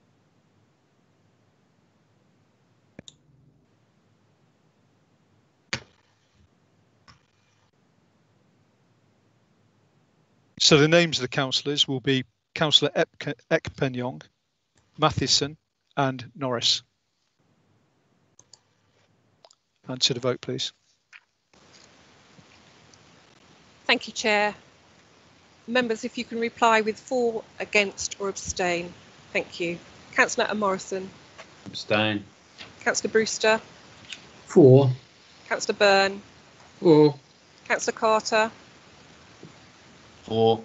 Councillor Caston. For. Councillor Eburn. For. Councillor Eppingham. For. Councillor Field. For. Councillor Flatman. For. Councillor Fleming. For. Councillor Geek. For. Councillor Gould. For. Councillor Guthrie. For. Councillor Haddingham. For. Councillor Hicks. For. Councillor Humphreys. For. Councillor Mansell. For. Councillor Mattison. For. Councillor Mellon. For. Councillor Mayer. For. Councillor Morley. For. Councillor Muller. For. Councillor Norris. For. Councillor Otten. For. Councillor Passmore. For. Councillor Phillips. For. Councillor Pratt. For. Councillor Richardson. For. Councillor Scarf. For. Councillor Stringer. For. Councillor Turner. For. Councillor Warboys. For. Councillor Wellham. For. Councillor Whitehead. For. Chair, that is carried. Thank you. That is carried. Moving on now to item 13. Again, so the appointments to the Joint Gypsy and Traveller Steering Group. The council is asked to appoint 4 councillors to the Joint Gypsy and Travelling Steering Group. Nominations have been tabled, and those names are Councillor Flatman, Councillor Haddingham, Councillor Stringer and Councillor Field. Could I have a proposer, please? I'm happy to propose, Chairman. Councillor Fleming. Thank you, Councillor Fleming, and a seconder, please. I'm happy to second, Councillor Mellon. Thank you, Councillor Mellon. Corporate Manager, Governance and Civic Office will now take a roll call vote. Thank you. Councillors, if you can respond with for, against or abstain. Councillor Morrison. Abstain. Councillor Brewster. For. Councillor Byrne. For. Councillor Carter. For. Councillor Caston. For. Councillor Eburn. For. Councillor Eppingham. For. Councillor Field. For. Councillor Flatman. For. Councillor Fleming. For. Councillor Geek. For. Councillor Gould. For. Councillor Guthrie. For. Councillor Haddingham. For. Councillor Hicks. For. Councillor Humphreys. For. Councillor Mansell. For. Councillor Mattison. For. Councillor Mellon. For. Councillor Mayer. For. Councillor Morley. For. Councillor Muller. For. Councillor Norris. For. Councillor Otten. For. Councillor Passmore. For. Councillor Phillips. For. Councillor Pratt. For. Councillor Richardson. For. Councillor Scarf. For. Councillor Stringer. For. Councillor Turner. For. Councillor Warboys. For. Councillor Wellham. For. Councillor Whitehead. For. Chair, that is carried.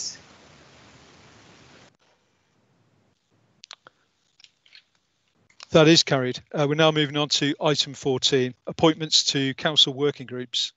Council is asked to appoint councillors to the following working groups as tabled, and I'll call out the names after each of these groups. Community Governance Review Working Group, which will be Councillor Morley, Whitehead, Mansell and Otten. The Constitution Working Group, which will be Councillor Hicks, Mansell and Scarf. The Member Learning and Development Working Group, which will be Councillor Morley, Eburn and Phillips, and the Local Plan Working Group, Councillor Byrne, Guthrie, Field and Stringer. Could I have a proposer, please? Thank you, Chair. I'm happy to propose. Councillor Morley, thank you. And a seconder, please. I'm happy to second that. Thank you. It's Councillor Haddingham.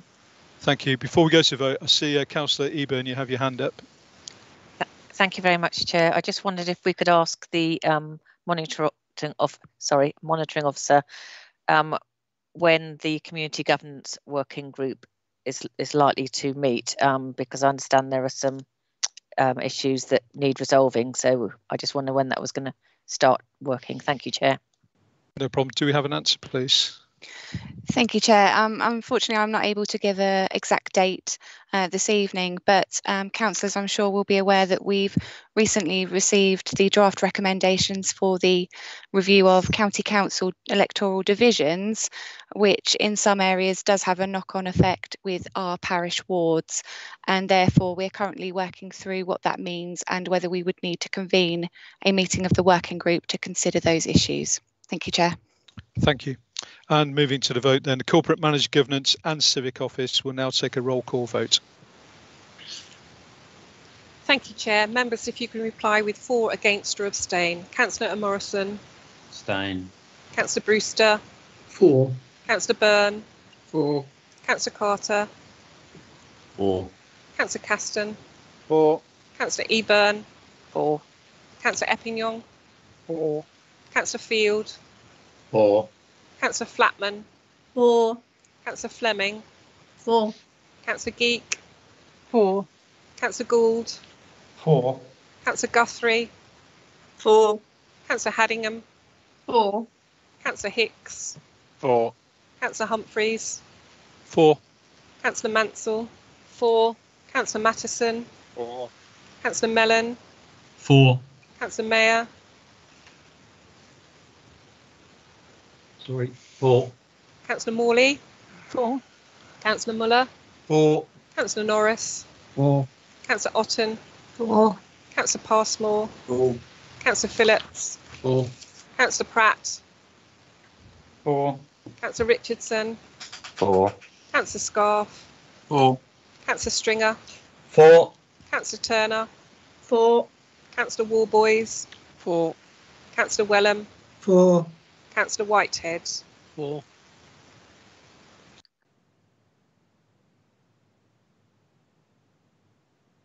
And that is carried. We're now moving to item 15, MC/20/4, extension to the appointment of the independent persons for Code of Conduct complaints. And I'd like to invite Emily Yule, the monitoring officer, to introduce the paper MC/20/4. Emily. Thank you, Chair. I would like to present report MC24, which seeks the Council's approval to extend the appointment of the independent persons for a further 2 years. The independent persons were jointly recruited by Babergh and Mid-Suffolk District Councils, Ipswich Borough Council and Suffolk County Council in 2018 for a 2-year term with the option to extend for a further 2 years. The other partners have already agreed the extension of the appointments, and we have all been very impressed with the high quality of advice received from the independent persons. Please could I ask for a proposer and seconder for the recommendations? And again, Chair, very happy to answer any questions on the paper. Thank you. Thank you. Therefore, do we have a proposer? Yes, Chair, Cathy Guthrie. Councillor Guthrie, I'm happy to propose. Thank you, Councillor. And a seconder, please. Yes, Chair, it's Councillor Richardson. I'm happy to second the recommendations in the report. Thank you. Thank you. We have a proposer and a seconder. We're now going to move to questions and debate, but councillors may ask as many questions as you like. However, they need to be relevant. So please stay on track. Think about your question before you pose it. And it must be about the subject that's under discussion when you're raising that question. When we get to the debate element, councillors will only be allowed to speak once and for 3 minutes. And I need to inform you that that will be timed. So therefore, let's start the questioning. Are there any questions? Please just raise your hand and we'll come to you in turn. Give it another 30 seconds. No questions. Let's move to debate. Would anybody like to start the debate? Excellent. In that case, the Corporate Manager Governance and Civic Office will now take a roll call vote. Thank you, Chair. Again, if councillors can reply with 4 against or abstain. Councillor Morrison. Abstain. Councillor Brewster. 4. Councillor Byrne, 4. Councillor Carter, 4. Councillor Caston, 4. Councillor Eburn, 4. Councillor Eppingham, 4. Councillor Field, 4. Councillor Flatman, 4. Councillor Fleming, 4. Councillor Geek, 4. Councillor Gould, 4. Councillor Guthrie, 4. Councillor Haddingham, 4. Councillor Hicks, 4. Councillor Humphreys, 4. Councillor Mansell, 4. Councillor Mattison, 4. Councillor Mellon, 4. Councillor Mayer, 4. Councillor Morley, 4. Councillor Muller, 4. Councillor Norris, 4. Councillor Otten, 4. Councillor Passmore, Sorry, 4. Councillor Phillips, 4. Councillor Pratt, 4. Councillor Richardson, 4. Councillor Scarf, 4. Councillor Stringer, 4. Councillor Turner, 4. Councillor Warboys, 4. Councillor Wellham, 4. Councillor Whitehead. 4. That's carried. That is carried. Moving on now to item 16, recommendations from committees. 16A is JAC/19/24, the annual Treasury Management Report for 2019 to 2020. I'd like to invite Councillor Muller to move the recommendations on the agenda. Councillor Muller. Thank you very much, Chair. Yes, I would like to move the recommendations as stated on the agenda. And if I may, Chair, just give a brief summary of the actual report. The report explains in more detail the factors affecting the strategy and activities, including the regulatory framework, economic conditions, interest rate and liquidity risk. Towards the end of the year, the spread of the coronavirus began to change life as we knew it. COVID-19, which had first appeared in China in December 2019, started spreading across the globe, causing plummeting sentiment and falls in financial markets not seen since the global financial crisis. Interest rates, which had remained steady during the year at 0.75%, were reduced by the Bank of England to 0.25% in March and then swiftly reduced again to a record low of 0.1%. At that time, the UK government introduced a number of measures to help businesses and households impacted by a series of ever-tightening social restrictions, culminating in pretty much the entire lockdown of the UK. Now, more specifically for Mid Suffolk, 1. Regarding banking activities, the council exceeded the daily bank account limit on one occasion by 129,000. This was as a result of a high value payment being received too late in the day to be able to invest it. 2. The council has increased its short-term debt by 6.4 million. This was to take advantage of lower interest rates following the increase in the Public Works Loan Board rates. The council lent a further 4.1 million to Sifco Limited and a further 4.7 million to Gateway 14 Limited.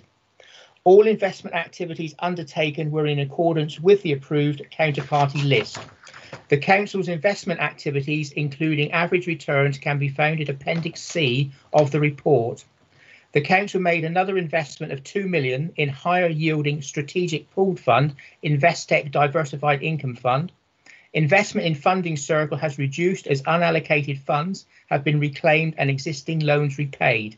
This was 208,000 of the 423,000 previously invested, leaving the balance as at 31st of March 2020 at 215,000. The council is compliant with the upper limits for interest rate exposure, and the investment activity undertaken for the year was done so in priority order of security and liquidity over yield as prescribed in the Treasury Management Strategy. The Audit and Standards Committee discussed this report on the 11th of August and it was unanimously supported. Could I have a seconder, please? Chair, I'm happy to second it. Councillor Whitehead. Thank you very much. Thank you. If there are any questions, I'm sure the Assistant Director for Finance would be able to answer those questions for you. Thank you. Thank you, Chair. Thank you, Councillor Miller, and thank you for your report. And as you said, I believe Catherine Steele is here from the Assistant Director Corporate Resources, and you also have Melissa Evans, which is the Corporate Manager, Finance and Commissioning Procurement, if you need their help. So we'll now move on to questions and debate.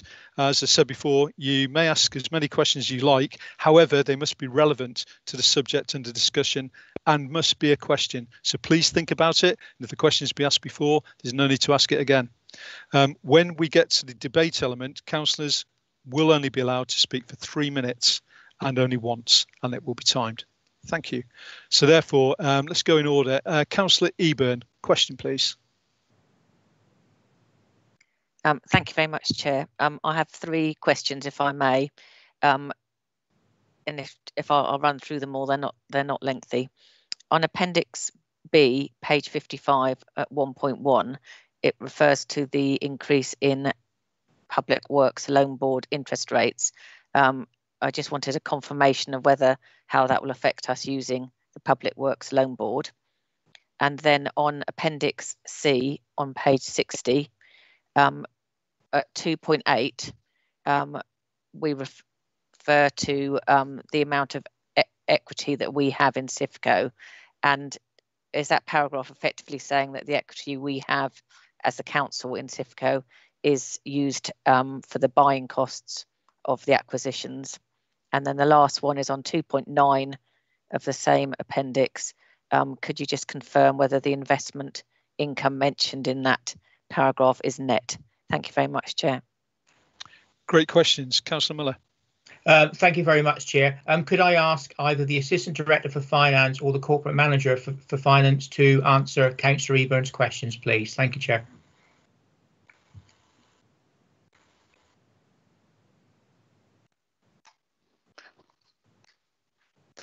Thank you, Chair. I'll start, and I may need assistance with one of those. The PWLB increase that was asked about, that only affects us when we actually want to take borrowing from them. So any borrowing that we have already taken out from the PWLB is at a fixed rate. The rates do vary twice a day. I believe the rates are published, so they are constantly changing. And so it will only impact us when we actually want to take further borrowing from the PWLB. I think Melissa Evans was going to pick up the CIFCO question. Can I just double check, Councillor Eburn, on your last question? I know you were asking if it was net return. Yes, on Appendix C, page 60, paragraph 2.9, it refers to investment income in general. I just wonder if that's net. And could I just come back on your answer to the PWLB point? It's whether we've got any plans to borrow at the moment. So therefore, is there an increase affecting any plans that we've got? Thank you.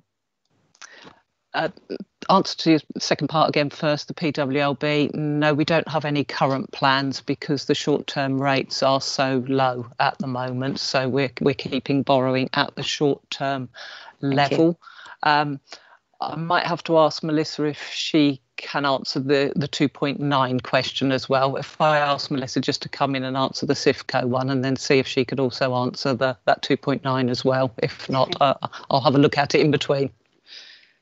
Yeah, thank you, Chair.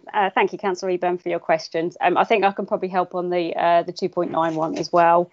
In terms of the equity in CIFCO, every time we make a purchase, 10% of that is attributable to equity. So you're correct, that is the buying costs of each asset. So 10% of each of the cost of that asset is then attributable to equity. In terms of your question at 2.9, that is gross, that income. So we've obviously got the borrowing costs as well. So the 3 million, is it the 3 million you're referring to? Yeah, that's the gross income. Thanks for those. Thank you. Happy, Councillor Eburn? Fantastic. Okay, Councillor Otten, please.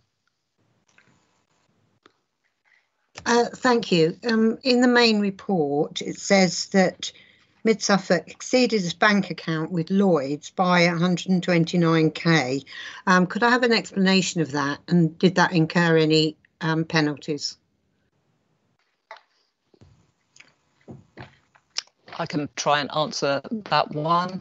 I believe it might have been a payment we had come in as a SIL payment. It came in too late in the day for us to be able to lend it out because there's a cut-off point in the day as to when we can actually do bank transfers. So it came in too late to do that. And no, there are no penalties associated with exceeding that limit. It just means we had a little bit more cash sitting in there that day, and it would have been corrected the next day when we did the cash flow projections for the following day. Thank you. Councillor Otton, happy. Moving on then to Councillor Field, please. Thank you. I'm sure in these documents it says that we obtained £200,000 worth of interest for an investment of 5 million in CCLA. I have to confess I can't find the line with that on it at the moment. Looking at the table in Appendix C above para 3.3, we seem to receive 703,000 of interest from Sifco. I just wondered what investment we have to how that compares. The Sifco investment is the loans that the council lends to Sifco, so the interest is the payment on those loans. And how much are those loans? I think for Mid Suffolk it currently stands at about £30 million. Thank you.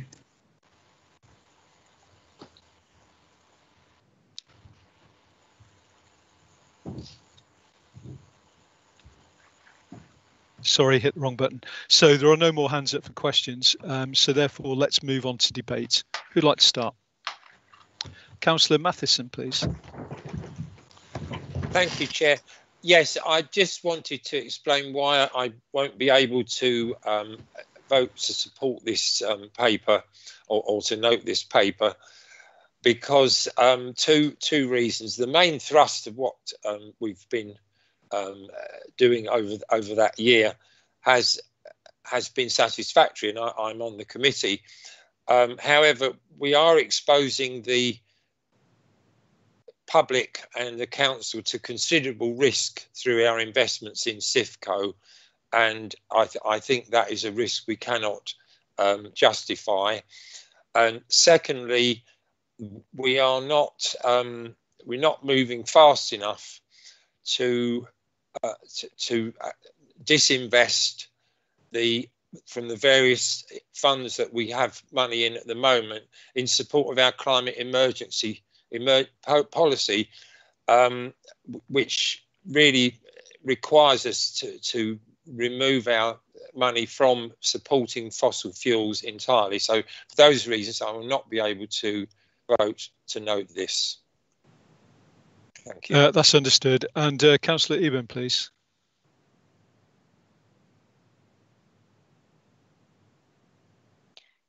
Thank you very much, Chair. I just wanted to make some comments with regards to particularly the wording in Appendix C. I feel that we should be show a lot more clarity in that area, particularly with how we're reporting on Sifco. So, for example, my question that I just asked, and I asked whether the investment income was net or not because it wasn't clear.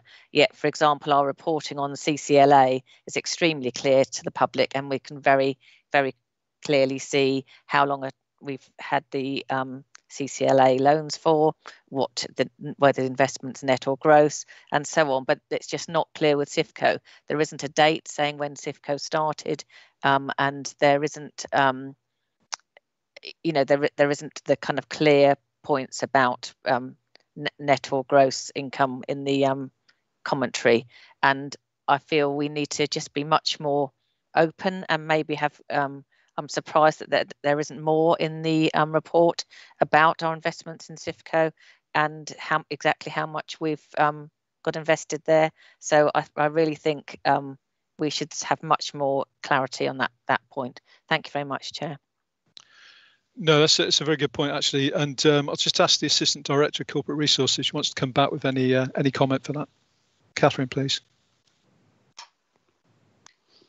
Thank you, Chair. Yes, of course, we'll look at those comments from Councillor Eburn when we prepare the next reports on Treasury Management. Thank you. Thank you for that. Thank you.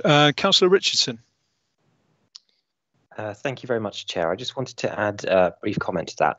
That I completely understand everything that Councillor Eban's just said, but I do think that actually what we've been presented with is a very comprehensive report. So as always, I'd like to thank the Assistant Director for Corporate Resources and the Finance team for helping put this together, and also Councillor Muller for his very comprehensive introduction. So thank you to all those involved. It's a really useful and interesting report, so I will definitely be voting to note its content. Thank you, Chair. Thank you, Councillor. Anybody else like to say anything? Just give you a couple of seconds. No, I'd like to echo the points that Councillor Richardson made. Actually, there's a lot of work gone in there, and it's not one person, it's a group of people, so well done to you all. It's not easy trying to get it right, but hopefully with those comments from Councillor Eburn, it may be more inclusive in the future, who knows. Therefore, Councillor Muller, do you have anything further to add? No, thank you, Chair, and I would also like to reiterate my great thanks to Catherine and her team. Thank you. That's noted. The Corporate Manager, Governance and Civic Office will now take a roll call vote, and we're looking particularly at recommendation 3.1 and 3.3. Thank you, Chair. If members can reply with for, against or abstain. Councillor Morrison. Abstain. Councillor Brewster. For. Councillor Byrne. For. Councillor Carter. For. Councillor Caston. For. Councillor Eburn. Against. Councillor Eppingham. For. Councillor Field. Against. Councillor Flatman. For. Councillor Fleming. For. Councillor Geek. Against. Councillor Gould. For. Councillor Guthrie. For. Councillor Haddingham. For. Councillor Hicks. For. Councillor Humphreys. For. Councillor Mansell. Against. Councillor Mattison. Against. Councillor Mellon. Against. Councillor Mayer. For. Councillor Morley. For. Councillor Muller. For. Councillor Norris. Against. Councillor Otten. Against. Councillor Passmore. For. Councillor Phillips. Against. Councillor Pratt. Against. Councillor Richardson. For. Councillor Scarf. Against. Councillor Stringer. Against. Councillor Turner. Against. Councillor Warboys. Against. Councillor Wellham. Against. And Councillor Whitehead. For. Councillor Carter, I think you want to just vote again. I think you've made a mistake. So would you like to vote again? And we'll note that. Yes, please. I do apologise. I managed to get my hands to the right place with the microphone. I actually so excited I said the wrong thing. I wanted to vote against. Okay, thank you very much. We will change that vote. Thank you.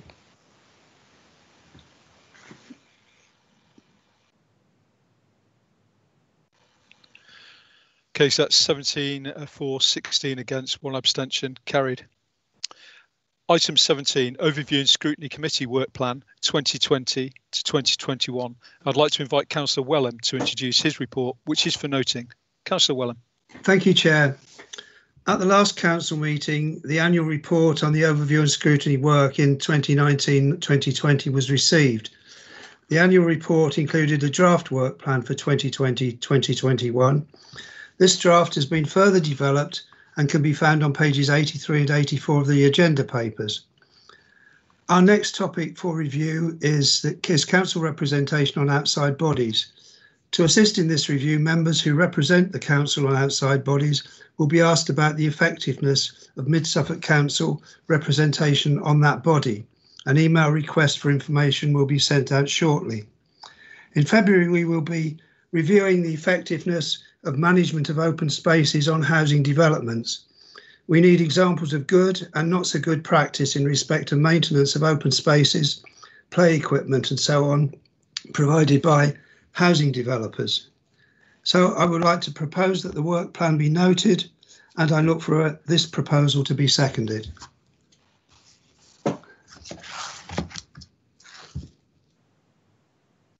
Councillor Wellham, there's no need for that actually. This is just for noting anyway. But I do get your sentiment, your gist. Thank you anyway. Are there any questions for Councillor Wellham? Councillor Otten, please. Yes, as you probably realise, I do have concerns about the number of people that are having to apply for universal credit. And I believe I mentioned it, it's in the minutes of the last meeting. So I'd like to ask the Chair and the Vice Chair of the Scrutiny Committee, either Mid Suffolk or the Joint Scrutiny, to consider putting that on their work plan. If I may, Chair, yes, Certainly.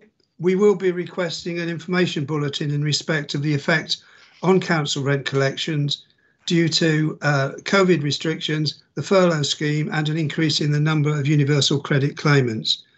Timing will be discussed with the officer, with the corporate manager, Lee Crowdell. We need to be sure that scrutiny can add value by reviewing the topic. Chairs and Vice Chairs will expect to discuss this topic informally with officers in November, December, with a view to receiving an information bulletin or report in February.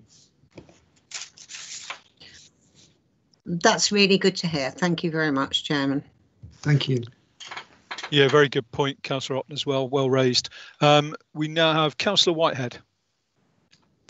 Thank you, Chair. Could I just ask, in terms of the planning enforcement review, will you be intending to get any feedback from parish councils?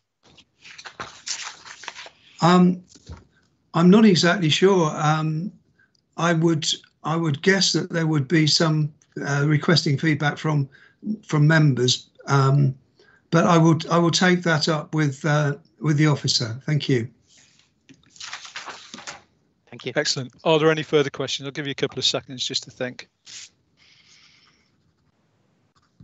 No, good. Councillor Wellham, you have anything else to add? No, thank you very much, Chair. Thank you, and thank you for a comprehensive report again, and for the work that you're doing. It is appreciated. And that report was for noting only. We now move on to item 18, MC 20/6, Mid Suffolk District Council Sheltered Housing Services charges for 2020-2021. And I'd like to invite Councillor Flatman to introduce their paper, MC 20/6, and to move the recommendation in that report. Councillor Flatman. Thank you, Chair. The report relates to the Sheltered Housing Service charges for Mid Suffolk for the current financial year and seeks the agreement of Council that they are not increased from the 2019 and 2020 levels. Members will recall that this matter was brought before Council on the 27th of February 2020. And at that meeting, Council did resolve that the service charges should increase by £2 a week and utility charges increase by 5%. Members will also recall that there was a procedural error made at that meeting, which is explained in more detail in the report. The nature of the error was such that an external legal advice was sought to clarify the Council's position. That legal opinion concluded that the recommendations should stand and the service charges should increase. However, the housing team are required to work to strict deadlines when informing tenants of rent and service charge changes, and the legal opinion could not be obtained before that deadline. For that reason, the annual rent increase letters sent to Mid Suffolk's sheltered tenants made no mention of service charge increases for 2020-2021. It would have been possible to write a second letter, of course, based on the legal advice, which included the increase in charges, but by this stage we were in lockdown. This necessitated a change in the way that the sheltered housing service was provided, with fewer home visits and a reduced staff presence on site.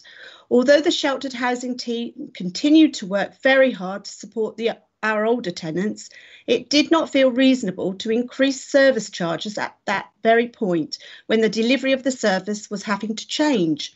For that reason, we are recommending that the sheltered housing service charges for 2020-2021 do not increase as originally planned. I'd like to recommend the report at 3.1 and 3.2, and I would ask for a seconder.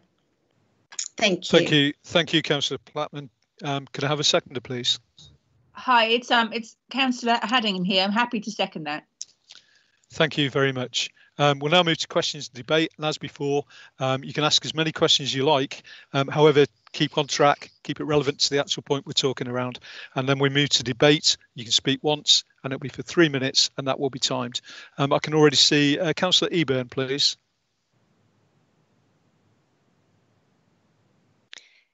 Thank you very much, Chair, and thank you for that report, Councillor Flatman. When this was originally voted on back in February, when we had a pretty much a tied vote as to half the council voting for it and half against, it was put into the budget for 2020-21. So will it be brought into the budget this February as a proposed increase again, despite it not being increased for this current financial year? And secondly, if it is going to be brought forward again, is that going to be a lump sum or is it going to be staggered over several years? Thank you very much. Thank you for your question, Councillor Eburn. I honestly don't know as yet what we're going to do. I'll ask if the Assistant Director is in the room and he can answer that question. Hello, it's Lee Crowdell, Tenant Services Corporate Manager. I'm afraid Gavin Fisk, the Assistant Director, is not available this evening, but I'm here, so let me just adjust my camera. I think with the budget setting for next year, we're still working through that process, and we will be bringing papers to Council to have those approved at a later stage, I believe. Thank you for that. Thank you. Are there any further questions? No. Okay, we'll move into debate. Who'd like to start the debate, please? Okay, Councillor Mansell first, please. Thank you, Councillor Mansell. Are you there? Yeah, I've just managed to turn my camera and my mic on, I think. Yeah, thank you. I would just like to say that I will be voting in support of this recommendation. I felt it was the wrong decision to make back in February, and I think that in a way it was a shame that there was the procedural error, and basically it just didn't really work out particularly well. But I think the council is now about to make the right decision. I didn't feel back in February that we should be increasing service charges by such a large amount. So I would just like to say, yeah, this is the right decision to make at this time. And any future decision about rising service charges in the future will be taken in due course. I'm sure that we will be debating it again, and let's hope we don't have any more procedural errors. But I am in support of this. I think it's the right decision. We should not be increasing service charges at this time. Thank you, Councillor Mansell. Thank you. Thank you. Let's move on to Councillor Richardson, please. Thank you very much, Chair. I would just like to start by saying that I completely agree. I think this is absolutely the right decision. I think it's reasonable, proportionate. I think it at the end of it, it understands exactly the situations that some of our residents are facing. And so it's absolutely right that we should be not increasing service charges given what's going on at the minute. But also, I'd just like to take this opportunity to very briefly place on record my thanks to the sheltered housing team for all of the work that they've done over the last few months. This has obviously been an extraordinarily difficult period, and they've had to respond very quickly to some very challenging situations, and I think they've done a fantastic job. And so I think we as councillors should recognise that, given that this is our annual council meeting. But also on a personal note, I would like to thank Councillor Flatman as well for her role as the Cabinet Member for Housing. I imagine it's been incredibly difficult juggling both the communities portfolio and the housing portfolio in the midst of a global pandemic, whilst also working as a teacher, which I'm sure will have kept her busy outside of council work. So I'd just like to place on record my thanks to Councillor Flatman as well for all of her leadership in taking on the housing portfolio, and to say to also Councillor Haddingham the best of luck for the future in your new role as the Cabinet Member for Housing. So we look forward to welcoming you as part of the team. Thank you very much, Chair. Thank you, Councillor Richardson. And I'd just like to thank, while I've got a chance, the whole team over COVID. They've done a fantastic job with housing people and looking after our sheltered housing residents, and all the other all the other officers and workers across the council that have actually helped out with this situation when they've been asked to do other jobs that, as you know, it's not their remit, but they have all really done a fantastic job. Thank you, councillors. And I would like to formally ask that to be minuted, those thanks to the sheltered housing team and the whole team that were involved. And thank you for your service. It is appreciated. Councillor Field, please. Thank you, Chair. Yes, I just wish to point out, I think it's been said before, we thought this was the wrong decision back in, the decision in February was incorrect.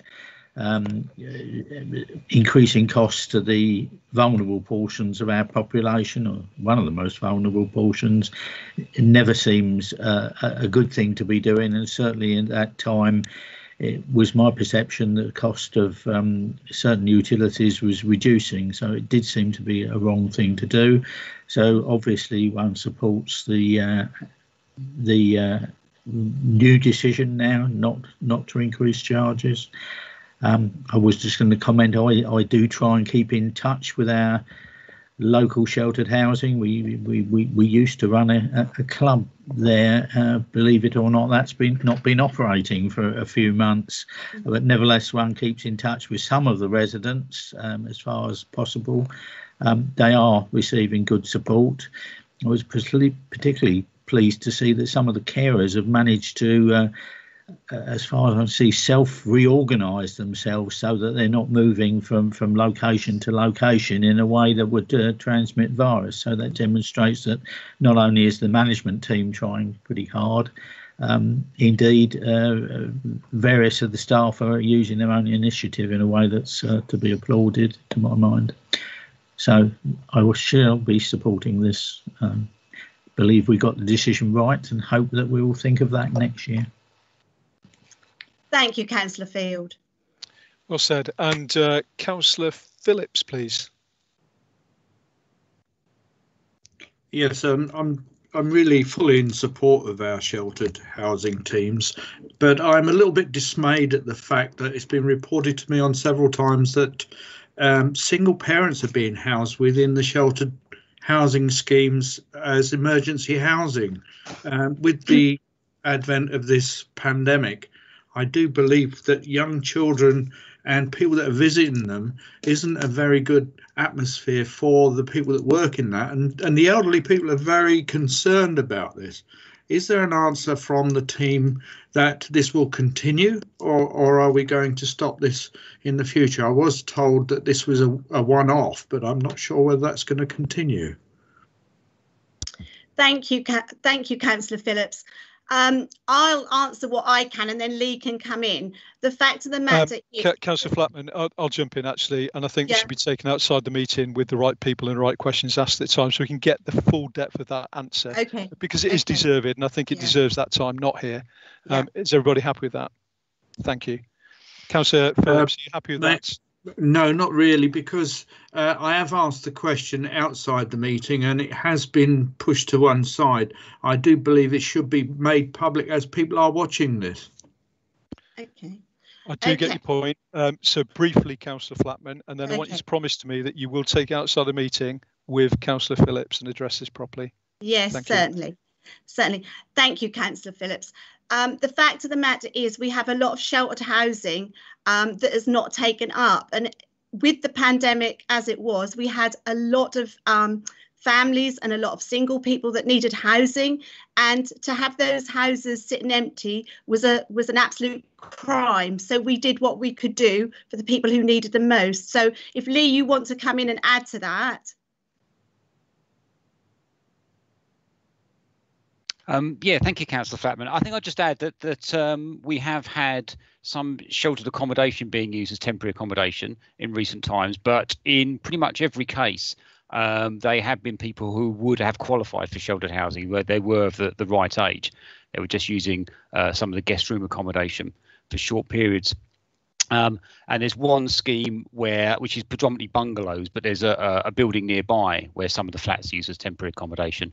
But at the moment now, our homelessness provision is expanding, and my understanding is that all of the temporary accommodation is now specific and designated as such. Thank you. Let's take Councillor Eburn, please. Thank you very much, Chair. Firstly, can I just make a request that whenever a councillor asks a question and it's not addressed fully in the meeting, that the response to that goes to all councillors and not just the councillor that raised it. Thanks. But Yeah, just absolutely. on this particular paper, I think I'd echo Councillor Flatman's comments as well with regards to the work that the housing team overall have done. But I do think we need to be really cognizant of the most vulnerable residents in our society, and particularly all of their needs. And this is particularly related to their finances, and the stress and worry that an increase such as this can cause some of our most vulnerable and elderly residents. So I will be voting for this, and I'm pleased, as others have said, that we're now making the right decision. And I'd urge that everyone to really consider very deeply what is done at budget time in this regard. Thank you very much, Chair. Thank you, Councillor Eburn. Thank you, Councillor. And Councillor Flatman, would you like to sum up? Well, I just, very glad to bring this report forward, and I think that's the right thing to do at this given time. Thank you, Chair. Thank you. Corporate Manager, Governance and Civic Officer will now take a roll call vote. Thank you, Chair. If councillors could reply with for, against or abstain. Councillor Morrison. For. Councillor Brewster. For. Councillor Byrne. For. Councillor Carter. For. Councillor Caston. For. Councillor Eburn. For. Councillor Eppingham. For. Councillor Fields. For. Councillor Flatman. For. Councillor Fleming. For. Councillor Geek. For. Councillor Gould. For. Councillor Guthrie. For. Councillor Haddingham. For. Councillor Hicks. For. Councillor Humphreys. For. Councillor Mansell.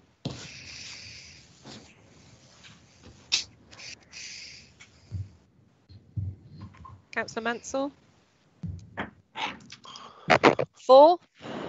Councillor Mattison. For. Councillor Mellon. For. Councillor Mayer. For. Councillor Morley. For. Councillor Muller. For. Councillor Norris. For. Councillor Otten. For. Councillor Passmore. For. Councillor Phillips. For. Councillor Pratt. For. Councillor Richardson. For. Councillor Scarf. For. Councillor Stringer. For. Councillor Turner. For. Councillor Warboys. For. Councillor Wellham. For. Councillor Whitehead. For. Councillor Chair, that is unanimous. So glad we're so aligned on that really important issue. So that is carried. And as a reward, we'll take a slight intermission. I'm conscious we've been going for well over an hour now without a break. So therefore, if everybody can be back in at 1:15, please.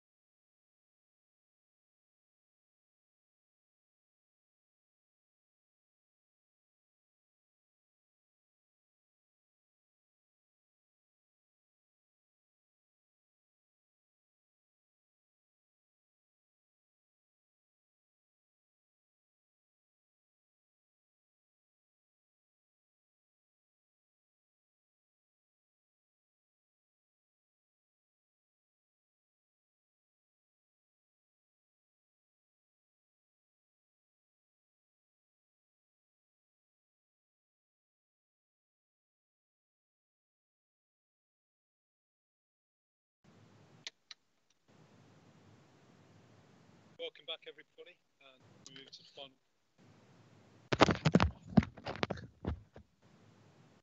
Still getting used to the headset. Welcome back, everybody, and moving into the final forays, really. We're looking at item 19 now, which is changes to the current planning system consultation. And I'd like to invite Councillor Byrne to introduce paper MC/20/7 and to move the recommendation in the report. Sorry, Councillor Burns, sorry, I almost forgot. We're getting towards the guillotine hour, aren't we? So the guillotine rule comes into effect at 2030, and therefore it is appropriate to ask Council to extend the meeting. Therefore, can I have a proposer, please? Thank you, Chair. I'm happy to propose or second, depending on who got in first. You're in first, Councillor. Thank you. And a seconder, please. I'm happy to second. It's Councillor Eber. Fantastic. In that case, let's go to the vote, please. Thank you, Chair. So we're voting in favour to extend the meeting. If councillors could reply with for, against or abstain. Councillor Morrison? Against. Councillor Brewster? For. Councillor Byrne? For. Councillor Carter? For. Councillor Caston? For. Councillor Eburn? For. Councillor Eppington? For. Councillor Field? For. Councillor Flatman? For. Councillor Fleming? For. Councillor Geek? For. Councillor Gould? For. Councillor Guthrie? For. Councillor Haddingham? For. Councillor Hicks? For. Councillor Humphreys? For. Councillor Mansell? Abstain. Councillor Mattison? For. Councillor Mellon? For. Councillor Mayer? For. Councillor Morley? For. Councillor Muller? For. Councillor Norris? For. Councillor Otten? For. Councillor Passmore? It looks like Councillor Passmore has left the meeting. We'll carry on at the moment. Councillor Phillips? For. Councillor Pratt? For. Councillor Richardson? For. Councillor Scarf? For. Councillor Stringer? For. Councillor Turner? For. Councillor Warboys? For. Councillor Wellham? For. Councillor Whitehead? For. Chair, as that is carried anyway, we won't try to get Councillor Passmore back into the meeting at this point. Thank you. Understood. And thank you, councillors. Carried. Councillor Burns, sorry to steal your thunder. I know you're poised. Now's your turn to introduce your paper, please. Thank you, Chairman.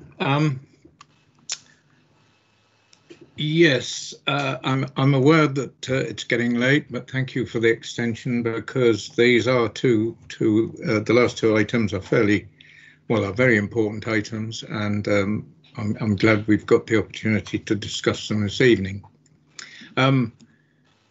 Even so, I'll try and keep my introductions as short as possible.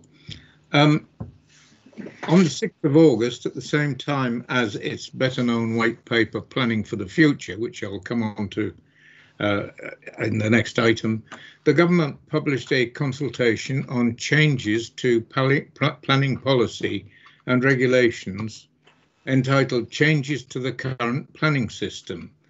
And there was an 8-week consultation for this, and it closes on the 1st of October. You will have seen in your agenda pack paper MC/20/7 and noted the four main changes proposed in the consultation at paragraph 1.3. These are explained in paragraphs 4.2 to 4.22, and our draft responses to the consultation questions are attached as an appendix to the paper. The draft responses followed a cross-council, cross-party discussion that we held on the 10th of September. And those responses that I'm recommending to you this evening express concerns regarding the four main proposals. I'll just very quickly, for the benefit of those people who are listening that haven't got access at the moment to those. That the 4 changes are changes to the standard method for assessing local housing need. The second one is the securing of first homes, that's capital F, capital H, because that's the scheme, sold at a discount to market price for first-time buyers. And third one is temporarily lifting the small sites threshold below which developers do not need to contribute to affordable housing, up to 40 or 50 units. At the moment, it's up to 10, or it's above 10 or above. When SIL becomes affordable, they're now talking about it only becoming affordable when only requiring a SIL contribution when it's over 40 or 50 units.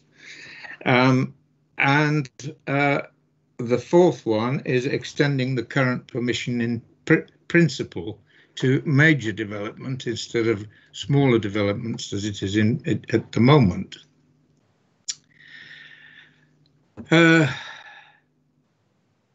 Our draft responses express concerns about all those proposals, but we particularly have serious concerns regarding the proposed changes to the standard method for assessing housing need, which, if implemented, could see Mid-Suffolk's housing need numbers rise from its present 535 dwellings per year across the plan period to just over 750 dwellings per year. Now, I'm sure I don't need to explain to you the implications for our local plan, our communities and our rural landscape if that came into being. But I feel I should also highlight the potential impact on our housing land supply position. May I say that the Assistant Director for Sustainable Communities, Tom Barker, helped draw together the views that were expressed by our cross-party roundtable on the subject. And so if there are any questions of detail, I will refer them to him if I may. So I'm proposing the recommendations in your papers at paragraph 3.1 and 3.2, and I would ask for a seconder. Thank you, Councillor Byrne. Do we have a seconder, please? I'm happy to second, Mr. Chairman. Thank you, Councillor Brewster. Okay, we'll now move again into the questions and debate. And as before, please keep your questions, although you can ask as many as you like, but keep it to the point, make it relevant and one that will get an answer. And when we move on to debate, again, staying on track, please. You have a 3-minute period and 3-minute only. So moving into questions, first on the list, Councillor Eburn. Thank you, Chair, but I would like to actually propose an amendment to the recommendation, if I may. The recommendation is at 3.2, and I'd like to propose an amendment that after the words cabinet member singular, it will be for Mid-Suffolk for planning, they include the words and the opposition spokesperson for planning, Councillor Andrew Stringer. Thank you, Chair. Councillor Byrne, thoughts? My thoughts on that are that sorry, could I just ask for my seconder first, please, Chair? I'm not sure if that's the correct process. I'm not quite sure. Chair, yes, I'm it is. Yes, if we that. do go for, can we have a seconder, please? I'm happy to second that, Chairman. Thank you. Councillor Byrne. Yes, well, Councillor Stringer was a member of the roundtable discussion that fed into these responses, and I can't see any reason. I would be happy for Councillor Stringer to join me and Councillor Guthrie. Sorry, not Councillor Guthrie, Councillor Arthey, because it is plural. The Assistant Director for Sustainable Communities will be in collaboration with the two, because it's the two councils, because it is a joint response. So it'll be myself, Councillor Arthey, and if you wish, I can't see any reason why Councillor Stringer shouldn't be a part of that that collaboration. Thank you very much for that, Councillor Byrne. Thank you. Okay, we'll come back to that later as a substantive motion. So continuing with the questions, I can see that Councillor Geek, please. Thank you, Chair. I would just like to ask one thing about the answer to question 3. And the question asks essentially if the standard method is best adjusted by using the house price to earnings ratio. Now, we have said that we like the standard method as an effective way of setting housing need, and the response reflects this, the response of yes, but we don't like, as we said, its adjustment. We don't like the so-called affordability ratio for 3 very good reasons that are all cited in the answer. So as the question is about the adjustment of the standard method, not the standard method itself, why is the response yes? Councillor Byrne, would you like me to ask Tom Barker, who is the Assistant Director of Sustainable Communities, if he can assist on that? Yes, please, by all means. I'm just Tom, please feel free to come in. My notes, but yes. There might be a slight delay because Tom's had a few technical issues tonight, so just bear with us.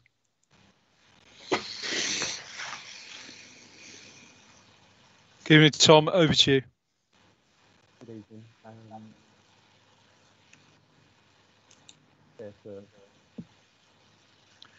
We're still having those technical issues, I'm afraid. You're coming through as a very weak Dalek, if that helps. Does this help? Yes. Perfect. Yes. Thank you. Okay, sorry for that. So I think the question was around there being concern with the affordability ratio, essentially, and how that impacts on the housing need. So what we're answering here is that the workplace-based median house price to median earnings ratio for the most recent year, which provides us with the standard method at the moment, is perceived to be unacceptable, and that's not really part of the consultation. The standard method is what the standard method is, and so I think the yes is kind of accepting that. I would be happy to remove the yes from that and just simply move straight into the narrative, which suggests supporting the ratio from the most recent year, because I'm not sure that the yes is necessary in this instance. Could I come back on that, Chair? Certainly. Thank you. Thank you very much. It's just that when you summarised what we were answering, you left out the word adjust, and the question's got the word adjust in it. It's not really a question about calculating the standard method's baseline. It's a question about adjusting the standard method's baseline, and that is to do with the affordability ratio, as I understand it. So it'd be great if you could take out the yes. Yes, I don't think that would change the agreed nature of the response. So working that through with the cabinet members, I think entirely acceptable. Great, thank you very much. Thank you, Councillor Geek. So let's go for Councillor Mansell, please. Your question or questions. Thank you. I hope I'm working this time. Now, whilst I completely appreciate that this is a big piece of work and quite a short timeline, I personally found it quite difficult to juggle the document itself with the questions and then trying to find the answers. And I would have really appreciated a cut and paste job of the question before the answers, but that's just me, and maybe I'm a bit dense. But I can see lots of answers, lots of responses relating to first homes and the fact that they are going to form part of the affordable mix in any development. But is there any scope for commenting on whether we actually support the whole concept of first homes per se, whether or not they count as part of the affordable allocation or not? I understand the responses, but I just wondered if that is A, in the questions, and B, whether we have any opinion about supporting or not, or otherwise, of the whole concept of first homes. I'll refer that one, if I may, to Tom Barker, because that's a technical detail that I'm not as familiar with as I should be to answer that particular question. I don't know whether you are, Tom, are you? The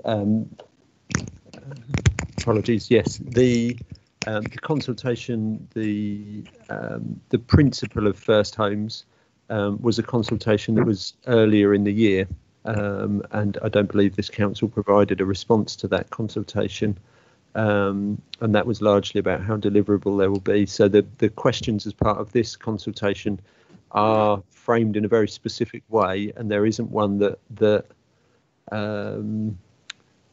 provides a ready means to address the principle itself.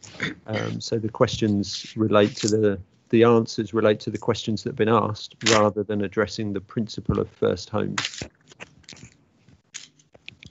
Could I come back on that?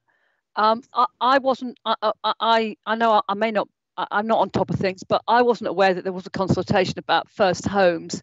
And was there a specific reason why this council didn't respond to it, or make councillors aware that there was a consultation about such things?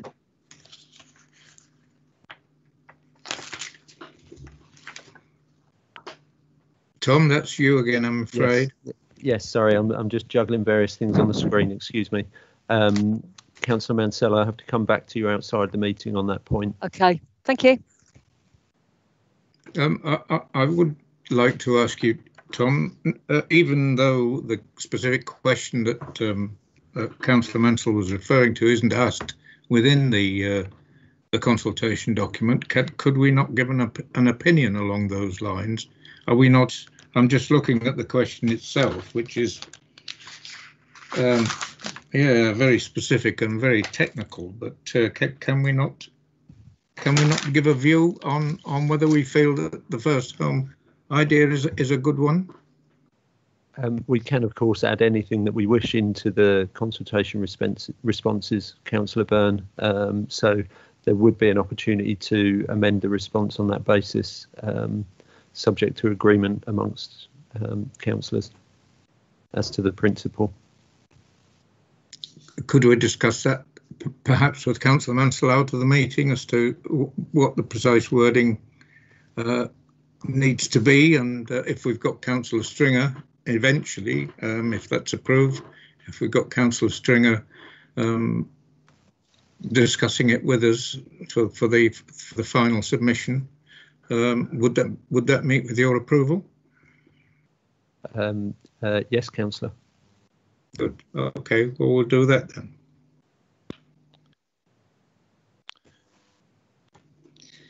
Is there anybody else? Yes, there is. So moving on. So we'll now go for Councillor Field, please.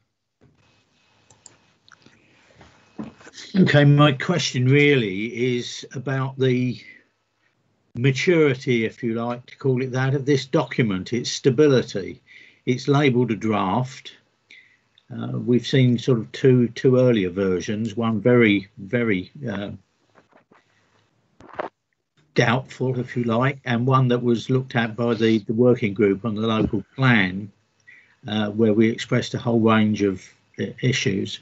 This document, to my mind, seems to be considerably enhanced from that. It still doesn't seem terribly clear on these points, like should there be, do we agree with there being an accelerating factor at all in the standard method based on affordability ratios, and particularly their latest modification to that acceleration, which to my mind is highly volatile in that it takes two numbers 10 years apart and makes a calculation based on the difference of those numbers. Clearly, both numbers can vary radically year to year, so that generates high volatility in the estimates. And I'm not convinced that we've got a refined answer to that, if that's more polite than other words I could use. There are other areas too, in the areas of first homes and the concern about the impact of those upon the availability of affordable houses of various tenures and shared ownership, for instance. And I would be personally far from convinced that our interpretation of those things is necessarily correct. Does first homes subtract substantially from shared ownership, and on what basis? Because we seem to be concerned about the numbers proposed, and yet the number of first homes is not radically different from the number of shared ownership. And so my question, and there is a question buried in there, is that just what level of revision are we going to make to a document, or need we make it something that will impress a set of civil servants? What level of revision are we going to make to a document we're potentially agreeing tonight? Again, Tom, I need your help with that one. Thank you, Councillor. Councillor Field, in respect of your first point around the accelerating factor, the final paragraph of answer 4 addresses issues of volatility, and we certainly sought to capture the essence of what was discussed within the roundtable discussion within that final paragraph of answer 4, and I think the answer to the point around first homes and shared ownership is that yes, first homes does subtract from shared ownership. Ultimately, first homes usurps shared ownership if they're in conflict. So, for example, 30% of the affordable mix is shared ownership. That would, if this came into being, that would become 25% first homes and 5% shared ownership. Does that final paragraph of answer 4? I think it gets substantially there, but it was just concerning that we make no proposal of any sort of how we could really improve that. It does say it might be appropriate to average something. Just got to interrupt. We're moving into debate here. Question is short and succinct, that deserves an answer. So we can continue this into debate, which is fine. But I think you asked the question and you did get an answer. So if you're happy, I'd like to move on, because there is a whole host of people waiting to ask questions. I certainly received an answer. Thank you. Councillor Carter, please. Yes, sorry. Regards first homes, I wanted to know what the definition of a first home was, what the makeup was. Is this a standard building of a 2-bedroom or are we including here adapted properties that may actually be for that cater for disabled people to move in, for wet rooms or something like this? Because are we, by first-time buyers, are we talking that we standard able-bodied buyers, and how's that being defined? And also, are these first homes means tested by any point? It's all very well with definition of a first-time buyer, but it's human nature. Even if you are a first-time buyer, but you got money to afford another one, you're going to want to go for a cheaper property, which may not be, which could otherwise be used by somebody who hasn't got the same amount of assets, who may also require to. So, what level of protection Fudgery sorry. Yeah, I think somewhere along those lines there's a question, just without the fudgery-doo-dahs. Sorry. Well, can I attempt an answer to that, Councillor Carter? The actual proposal as set out in the document is not specific to that extent. It's simply saying that a minimum of 25% of all affordable housing units secured through developer contributions should be first homes, and they're defined at homes that can be bought at a discount price of 30% off market rate. If we have any specific policy regarding affordable homes that meet your requirements or meet the requirements you were just talking about, I presume that they would also be applied to the 25% first homes. But again, Tom, can you assist with that one?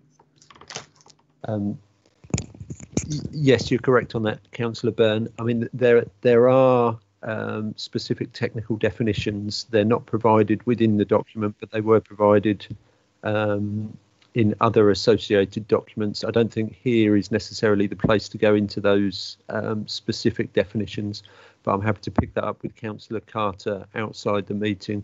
At a broad level, it is, as Councillor Byrne described, very simply put, new homes for first-time buyers at a 30% or more discount. There is nothing there around number of bedrooms or any of those kind of things. It could just as equally be a one-bedroom flat as a 5-bedroom house. Both of those things could potentially be considered as first homes, and equally it could be an adapted dwelling or a dwelling specific for those with particular additional needs. Thank you.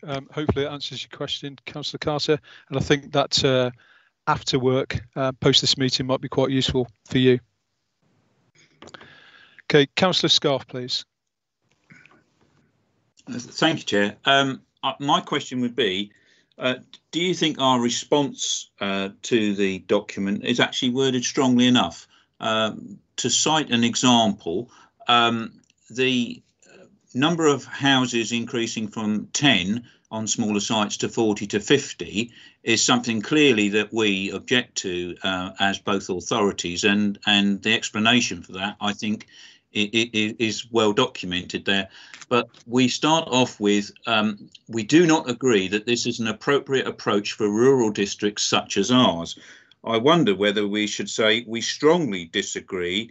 This is not an appropriate approach for rural districts such as ours, because I feel it has more of an expression of the sentiment of what we want to say. So I'm basically asking, would that be something that we could toughen up a bit? Thank you. Councillor Byrne. Yeah, again, I'm looking at the question. The first part of which is, do you agree with the proposed approach to raise the small sites threshold for a time limited period? And they don't specify what that time limited period is likely to be. They're then talking about what is the appropriate the level of small sites threshold, and their suggestions are 40 to 50 or other, please specify. So I think it would be damaging to our district if it were increased to any level approaching those that they're suggesting. So perhaps if the general feeling is yes, we should increase the strength of our response there, perhaps that might come out a bit in debate rather than a straight question, because I can't answer it directly without reference back to the assistant director, and the rest of the team. So, but yes, I'm not averse to it. If that comes out in debate, by all means, let's talk about it.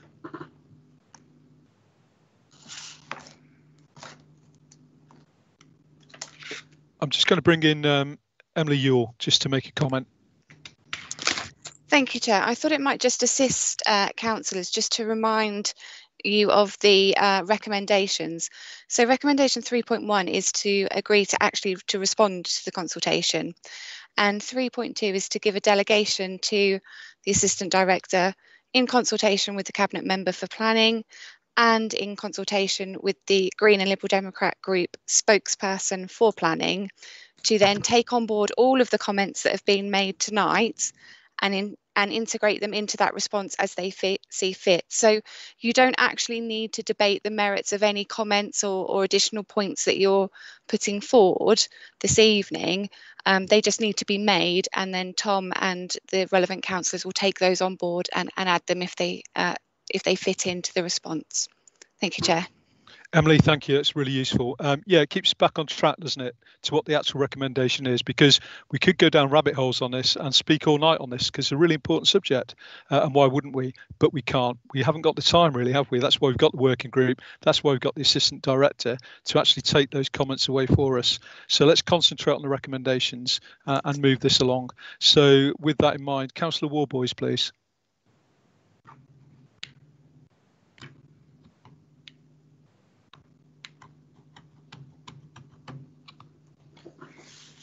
Councillor Warboys, you there? We can see you. Yes, I am. Your Good. question, please. Yes, it's a question.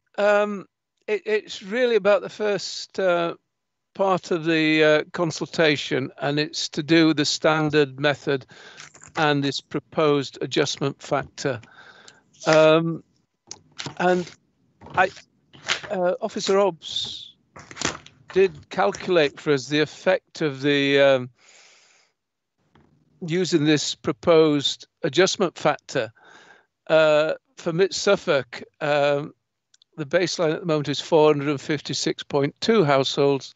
Applying the proposed adjustment factor results in 754 homes, and that is a dramatic increase in the baseline. I think using the standard method for calculating housing needs is really only a starting point. That it has to be informed. Councillor Warboys, that is broaching into debate. So what's your question, sorry, please? Yes, the question is, why aren't we using other information to criticise this, using this adjustment factor, information from Healthy Suffolk, for instance, which uses ONS data to look at demographic changes over the next 10 years. The information is there. At the moment, our proposed baseline fits the demographic changes. The new proposal will be way out. It will be twice what is needed. Okay, so let's try and answer the question then. So shall I just repeat it? No, Tom, have you got that? If you can answer the question, please. I think I understand the question, which is around whether the adjustment factor is the appropriate mechanism to come up with a housing target ultimately, and the question is around the algorithm, and the standard method that currently exists that sets our housing numbers sets Mid Suffolk's at 535.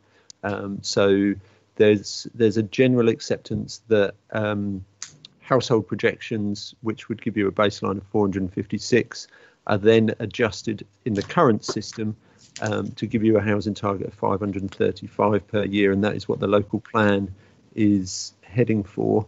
This still uses the household projections as the baseline. It then moves into using affordability to impact on the adjustment. and that's where the answers to questions, let me just double check myself. Oh, sorry, my modern.gov has just stopped. So that's where the answers to questions 1 to 7 pick up whether affordability is an appropriate way of adjusting things, and that's what the answers have provided, that reference the Letwin Review and various other things that say that actually affordability isn't a useful addition, and it produces a number which is undeliverable. So we can look at other things, and certainly the information on Healthy Suffolk is very useful. Looking at the Suffolk Plus 20 information is very useful. It paints a picture of an ageing population and a range of other things like that, as the all-member briefing last week will have shown those councillors that were able to attend. But the housing targets are set by government, so there isn't a mechanism for us to add local data into that assessment in the current system, nor would there be in the proposed system. So we can look to add something in, and if during debate you want to talk to the most appropriate statistics and data that could inform a local calculation of housing need, then we could look to add that into the response. But as things stand, questions 1 to 7 are framed to address the questions that have been asked, and particularly to challenge the use of affordability data rather than propose an alternative. Thank you, Councillor Warboys. Happy. I'm just conscious that we stay on track for actually questioning the recommendations. Yes, otherwise, yes. we'd pull this document apart, be here all night. And Yes. we've got a working group that deals with that. Yes, thank you, Chair. Thank you. Thank you. Thank you, for your Tom. questions. That's useful. Okay, moving on then to Councillor Fleming, please. Yes, thank you very much. I'll be brief, but I really did want to make a comment on this proposal and our response to it while I have the opportunity. Just listening to the questioning, I just would like to mention that... Councillor Fleming, so have you got a question? No, I don't have a question. I've got a comment that I would like Tom then we'll wait for debate, please. So unless you've got a question... Oh, I thought we were allowed to go into debate. We're in questions. Okay, I beg your pardon. Okay, Councillor Field, please. Sorry to return. Just No question 13. There's an extensive analysis of discounts against median and lower quartile house prices. It will be my assumption that a first house is likely to be a lower quartile house. I wondered what the relevance of analysed median house prices is. Did you say question 13? That's question 13 in the consultation document. Yes, there's an extensive table of house prices and discount levels and salary levels, all good stuff. But I say it seems to be an analysing in a way that's odd. And I was just questioning, why are we looking at starter home, the first homes, sorry, being median priced homes rather than being lower quartile priced homes, for instance? On the view that if we're wrong in our assumptions, it destroys our case.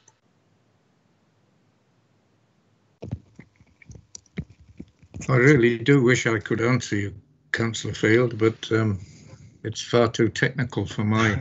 Go to the Assistant Director, please.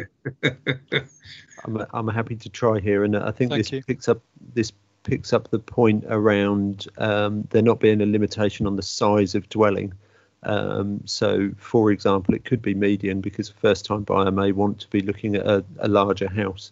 A 4 or 5 bedroom dwelling is likely to fall into that median bracket rather than the lower quartile bracket, and there is no limitation on the size of dwellings that would be appropriate for first homes.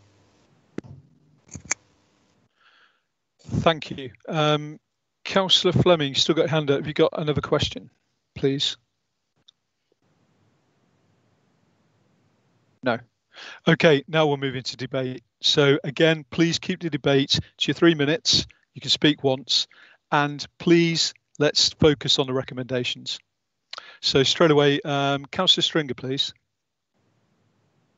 Thank you, Chair. I don't know if you can see me. I can't see what's going on this screen at the moment. Anyway, right, yeah, planning. This document is really difficult purely because of it's written in a particular way, as these government documents are, and it makes several assumptions.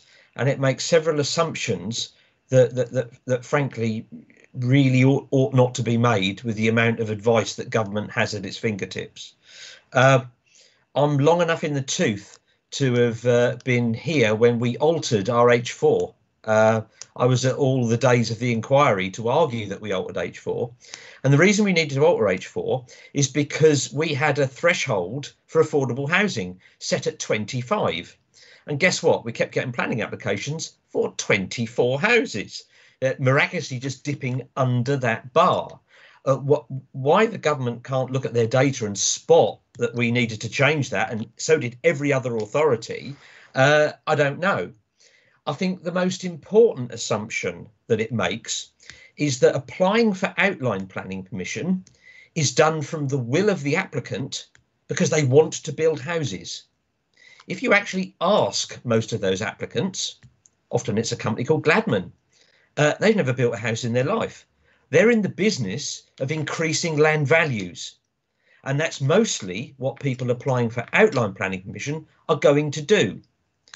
And the fact they haven't spotted that is going to make this really difficult in terms of housing delivery, which is the important thing that the government is claiming it wishes to increase. And in fact, if we're not careful, that we need to be strong in our response, that what we might end up having is actually we have a dip in housing delivery, because the net result of lowering the threshold, if I was a developer now sitting on a permission for 50 homes or 40 homes or 20 homes that I've got a permission right now, I would now be reapplying under this new regime to get rid of the affordable quota that I've now got to do, and thus increase my land value. So I think it's very important that we have a strong message back to whoever wrote this document that they really are not looking at history as well as also looking at the evidence that they surely must have. So I think, I'm thankful that the proposer and seconder of the motion is allowing extra input into this after today's vote, and thank you for that, and thank you for being part of the original team that looked at our response.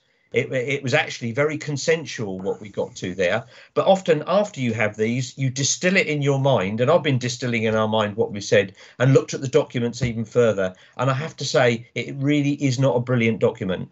To use, as Councillor Field mentioned, the snapshot they're taken of the affordability ratio is today and 10 years ago. Councillor Stringer, that's 3 minutes. Sorry to interrupt. This is my last sentence, just to make the point. 10 years ago, every British brick factory was closed, because we were just gone through the housing crash of 2008. So to use just 2 snapshots is really not a good idea, and we need to speak that truth unto power. Thank you, Chair. Thank you. Some good points there. Thank you, and well raised. Let's move on to Councillor Geek now, please. Thank you, Chair. I hope I've turned all my buttons off. I'll just lower my hand. Can I say, firstly, can I welcome the detailed and the very well judged response from the officers and from the members of the working group. I just want to thank for all the hard work and expertise they put into it. I am still interested in question 3, the affordability ratio, and I think we could beef this up even further, because we've said that the ratio used is the wrong one because it doesn't take into account those who live in mid-Suffolk but work elsewhere where earnings are higher. We've also pointed out that you almost always need to buy a mortgage when you buy a home, so the availability and the prices of mortgages needs to be sorted out at the same time as the availability and the prices of houses. And we've also commented on the Letwin review. house builders ensure that completions are slow. They want to keep prices high, and they won't stand for prices being brought down. But there is another reason that the affordability ratio doesn't work, and this is that most houses are bought and sold second hand. So it's a very different market to anything else you normally buy, like potatoes or trousers or whatever. You're not buying new all the time. The number of new houses is absolutely tiny compared to the second-hand stock. In Babergh and Mid Suffolk, new homes make up less than 1.5% of the housing stock each year. Their supply can never be enough to bring down housing prices. So there's literally no point in applying an affordability ratio. I expect other members can think of many other reasons. The affordability ratio simply will not work to make houses more affordable. The only effect it will have is to make our 5-year housing land supply much more difficult to achieve. So I think, as well as saying no to question 3, because the entire premise of the affordability ratio is misguided, we ought to stick that extra answer on as well, and that'll match better our answers to questions 4 and 5. Thank you for your comments, well received. And just a reminder to everybody, don't forget, it's not just tonight. You can take your comments and your views and your concerns or your good ideas to that cross-party working group. So don't forget that once you've left this actual meeting. So let's go on to Councillor Fleming, please. Well, thank you very much. Thank you, Chairman. I too would like to recognise the hard work of Tom Barker and his team and the working group in preparing a response to both this and the future white paper consultation. I fully understand that's an awful lot of work, an unprecedented amount of work, so thank you. I would like to express my concerns, however, about both of the consultations that we're looking at, and they are clearly linked one to the other. The latter, that is the changes in planning system, being the delivery vehicle for the former, which is the white paper. I believe that these papers were both conceived before the COVID outbreak, and they do not take into account the recent programs intended to strengthen protections for biodiversity in the environment and the changing post-pandemic demographics that we're likely to see.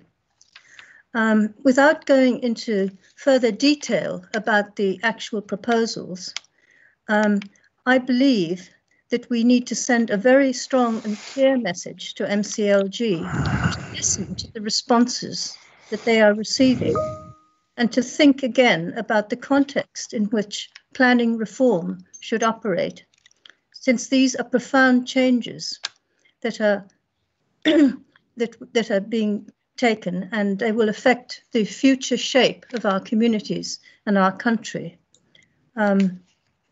So that is my comment. But I also want to comment on the note in paragraph 11.1 about the environmental implications, because I cannot say I completely agree that there are that the environmental implications can be mitigated by the proposed changes that is in our paper under the present structures that we're seeing before us. So I just don't believe that's possible. Thank you very much. Thank you, Councillor Fleming. Let's move on now to Councillor Warboys, please.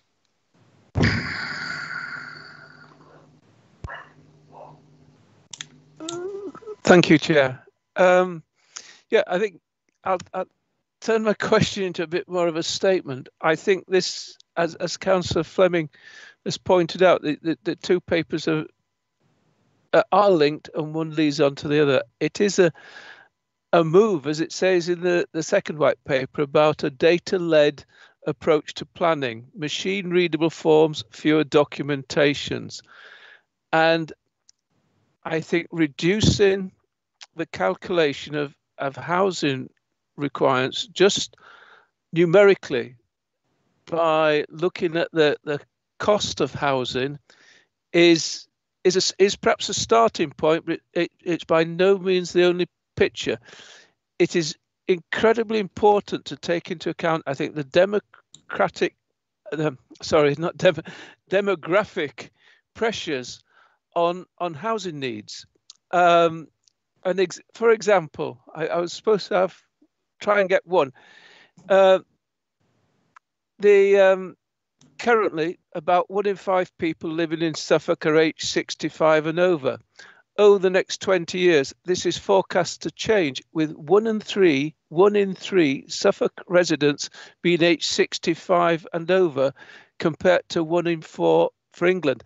And looking at the figures and burying it down to Mid Suffolk is ahead of the game.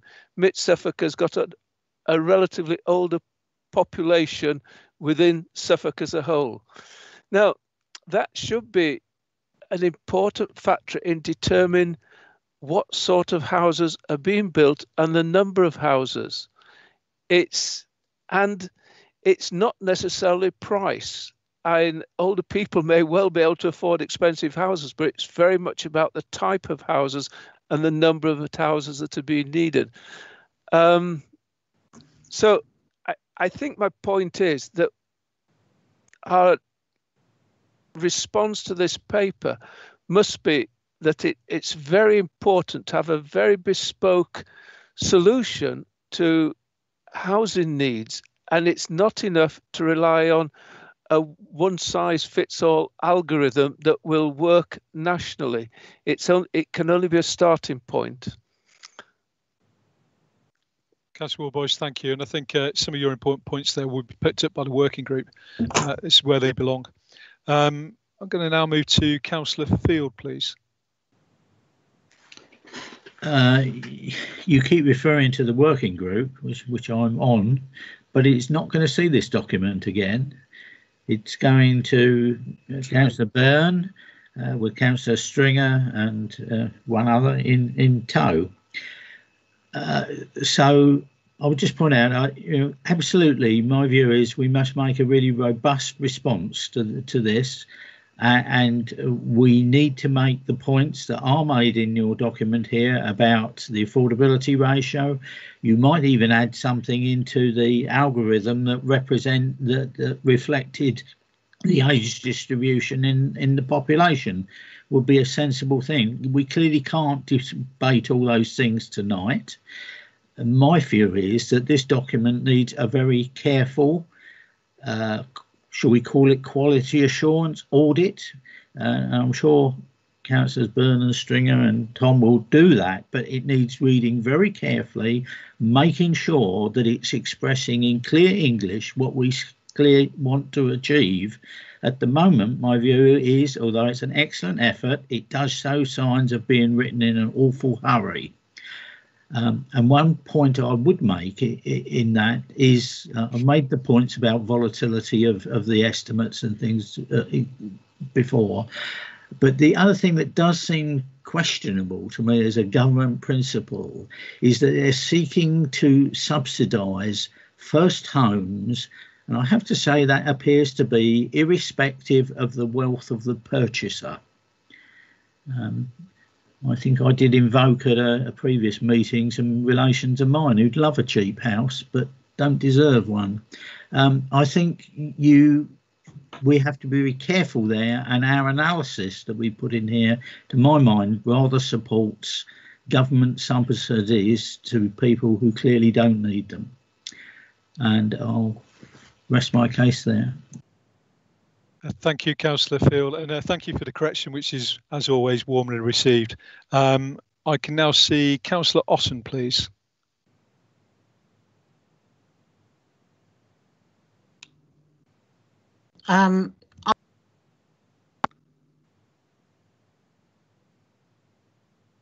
Councillor Otten, we're having problems with your microphone, I think. If you could just try again. Okay, is that better? Yeah, you're there. Thank you.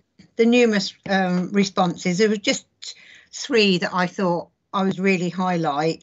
Question 5 about protecting areas of outstanding natural beauty, which I think is extraordinarily important. And the other were questions 16 and 17 about agreeing to the objection of remaining the site and site size and threshold. And I think there are issues there which are extremely important and really should be made extremely clear. Am I allowed to comment now on the actual white paper, Chairman? No, we're going to go on to the white paper. So okay. no, not yet. Thank you. Okay. Good try, though. Yeah. Is that your comment? Thank you. Okay, as far as hands go up now, I've got Councillor Stringer, but you've already had your debate and your 3 minutes, in fact, just over. So you can't speak again in debate, I'm afraid. I notice your hand's now gone down. Thank you. Yes, I thought it was down, Chair. All right, no problem. I didn't think that you'd try it on twice. And Councillor Otten, you're now complete, I get. So let's go to Councillor Wellen, please. Thank you, Chair. I want to talk about first homes. The whole thrust of first homes seems to be to encourage planning applications which secure an increase in land values and profits for development companies. It doesn't help residents find their real first home. I believe there needs to be further incentives to build homes for social rent. These are for many the first real and sometimes the only home. When I was young, people were very proud of their council houses. A council home was what parents with young families aspired to. Now couples feel the need to buy their own home, and some do so when they can't really afford it, often using the bank of mum and dad. House prices could stabilise if new homes for social rent were made readily available. The private rental sector has a role to play, but unless more homes are available at social rent, nothing will change. Private rents will remain too high for many to afford, and house prices will continue to rise. Incentives to buy should not increase, and that includes the threshold for affordable homes within developments. Funds should be made available to expand the social rental sector with passive house or similar low energy construction as the norm. Precisely where that would fit in to the response, I'm not sure, but I think something under the heading of first homes needs to point out that real first homes, lowercase first homes, are often the only homes that people will ever own, and for many it's a council house, and that's what they should be aspiring to. Thank you for your comments. Councillor that's nobody else. So Councillor Byrne, would you like to sum up, please? Well, yeah, I'll try, but I mean, it seems to me that the various headings in this particular paper, changes to the current planning system, beg a lot of questions which have been asked this evening and answers attempted, but they are not the questions that are asked in the consultation. So it's extremely difficult. Yes, there may be opportunities for explaining what we feel a better system would be, but we were not asked in the beginning to devise a system that would work for Mid-Suffolk. We were asked to respond to the questions that were asked in this particular paper. Now, they may well be leading questions. They may well be bringing out answers that are inadequate so far as Mid-Suffolk is concerned, and I do take a lot of the points that have been made this evening. Yes, Councillor Field was correct. There is no working group scheduled to meet again to discuss any of these, and you must also remember that time is now very short. We have to return this consultation response by the 1st of October. But anyway, it's been an interesting discussion and debate, an interesting set of questions. We can obviously look back on the recording and pick out the detail, which we definitely will do. But that's about as much summing up as I'm able to do. All I'd like to do now is to thank the members of the working group, Councillors Guthrie, Stringer and Field, as well as the colleagues from Babergh who attended the roundtable discussions and informed this response. I'd also like to thank the team that put the response together, because as you can see, it has been a very difficult task. It has been a very laborious task. Now we'll do what we can to beef it up the way you'd like it beefed up. I'm perfectly happy to do that. So that's about as far as I go. I'd just like to repeat my request that you support this recommendation. Thank you. Thank you. And it's been some time actually since we heard the amendment to the recommendation. So Councillor Eburn, would you just like to cover that amendment again, please, so that we're all clear? Thank you. Thank you very much, Chair. It was just to include after the words Cabinet Member for Planning, to include the opposition spokesperson for planning. Thank you, Chair. Thank you. That's clear. So therefore, we will be taking a vote on the recommendations with the amendment as amended by Councillor Eburn. So the Corporate Manager, Governance and Civic Officer will now take a roll call vote. Thank you, Chair. If councillors could reply with for, against or abstention. Thank you. Councillor Morrison? For. Councillor Brewster? For. Councillor Byrne? For. Councillor Carter has left the meeting. Councillor Caston? For. Councillor Eburn? For. Councillor Eppington? For. Councillor Field? For. Councillor Flatman? For. Councillor Fleming? For. Councillor Geek? For. Councillor Gould? For. Councillor Guthrie? For. Councillor Haddingham? For. Councillor Hicks? For. Councillor Humphreys? For. Councillor Mansell? For. Councillor Mattison? For. Councillor Mellon? For. Councillor Mayer? For. Councillor Morley? For. Councillor Muller? For. Councillor Norris? For. Councillor Otten? For. Councillor Passmore has left the meeting. Councillor Phillips? For. Councillor Pratt? For. Councillor Richardson? For. Councillor Scarf? For. Councillor Stringer? For. Councillor Turner? For. Councillor Warboys? For. Councillor Wellham? For. Councillor Whitehead? For. Unanimous, that is carried. We'll now move on to item 20, which is the white paper planning for the future. I'd like to invite Councillor Byrne back, please, to introduce this item and move the tabled recommendation. Councillor Byrne. Right, thank you very much, Chairman. This is more widely known than the previous planning consultation on this evening's agenda.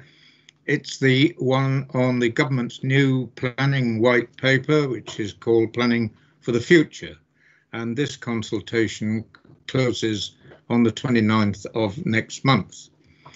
The white paper proposes significant reforms of the planning system with the declared intention of streamlining and modernising the planning process, bringing a new focus to design and sustainability, improving the system of developer contributions to infrastructure, and ensuring more land is available for development where it is needed. In responding to the consultation, there are 26 questions to be answered. This item is on the agenda today without an accompanying report. The white paper is a significant document, and it was not possible to go through the same approach as the previous consultation within the time available prior to this meeting. We have almost all of next month in which to prepare our response, but we don't have another council meeting to bring it to. So I'm proposing to delegate submission of our response to the Assistant Director for Sustainable Communities, having prepared it in consultation with the Cabinet Member for Planning and the same cross-party group that considered the changes to the current planning system consultation. The glossy version of Planning for the Future is 84 pages long, but there is a text-only version of it of just over 60 pages. For those who are not familiar with its content, I'll briefly mention some of the headline proposals. They suggest new stripped-back local plans with all land zoned for either growth, renewal, or protection. They propose the end of Section 106 contributions, with all contributions being that's developer contributions being via a levy similar to our existing SIL, but it won't be called a community infrastructure levy. It will just be an infrastructure levy. There are top-down housing targets proposed in similar way to the proposals in the consultation on the current system. A new body is proposed with the role of supporting local authorities in the creation of local design codes, and each local authority will be expected to employ an officer in the new statutory role of Chief Officer for Design and Placemaking to oversee quality. Local design codes must have a community input to be valid. Also, more permitted development is proposed by introducing new, more extensive permitted development rights. I welcome any questions or debate to help inform the proposed roundtable discussions to agree the response. So just to remind you, I'm proposing our responses formulated via the same cross-party group as the previous one. That's the one that formulated the responses to changes to the current planning system. Thank you. Thank you. Do we have a seconder for the proposal, please? Yes, happy to second. Kathy Guthrie, Councillor Guthrie, thank you very much. Okay, so we're now moving into questions and debate. Councillors can ask questions, but only debate the tabled recommendation. So we're not debating the white paper, we're debating the recommendation. I hope that's clear. So again, please keep your questions on track, nice and short, and we'll give you a nice and short answer, I'm sure. So first question then, Councillor Warboys. Thank you.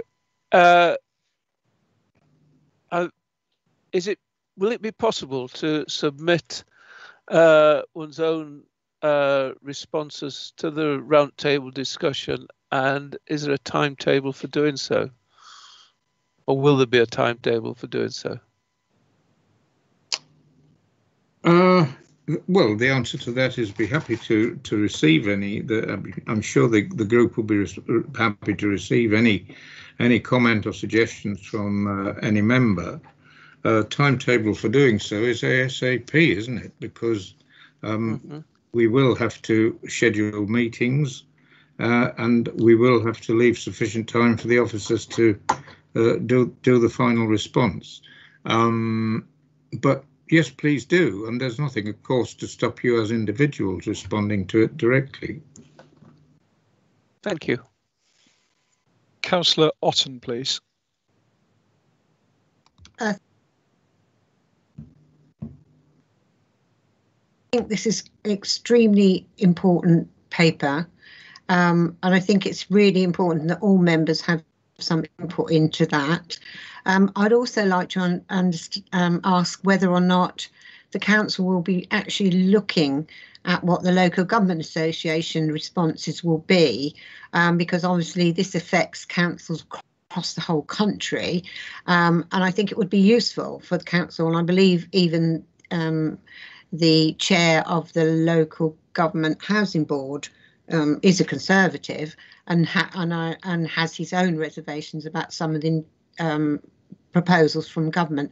So will the council be looking at how the LGA will be responding?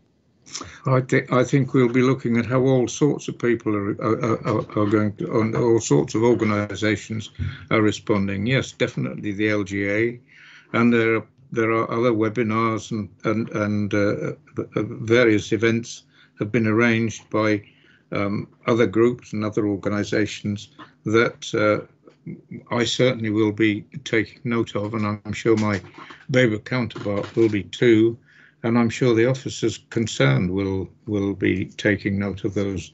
So yes, we definitely will be. Thank you. And moving on to Councillor Eburn, please. Thank you very much, Chair. I've got several questions which I suspect won't be able to be answered. However, I was wondering if we could have the date of the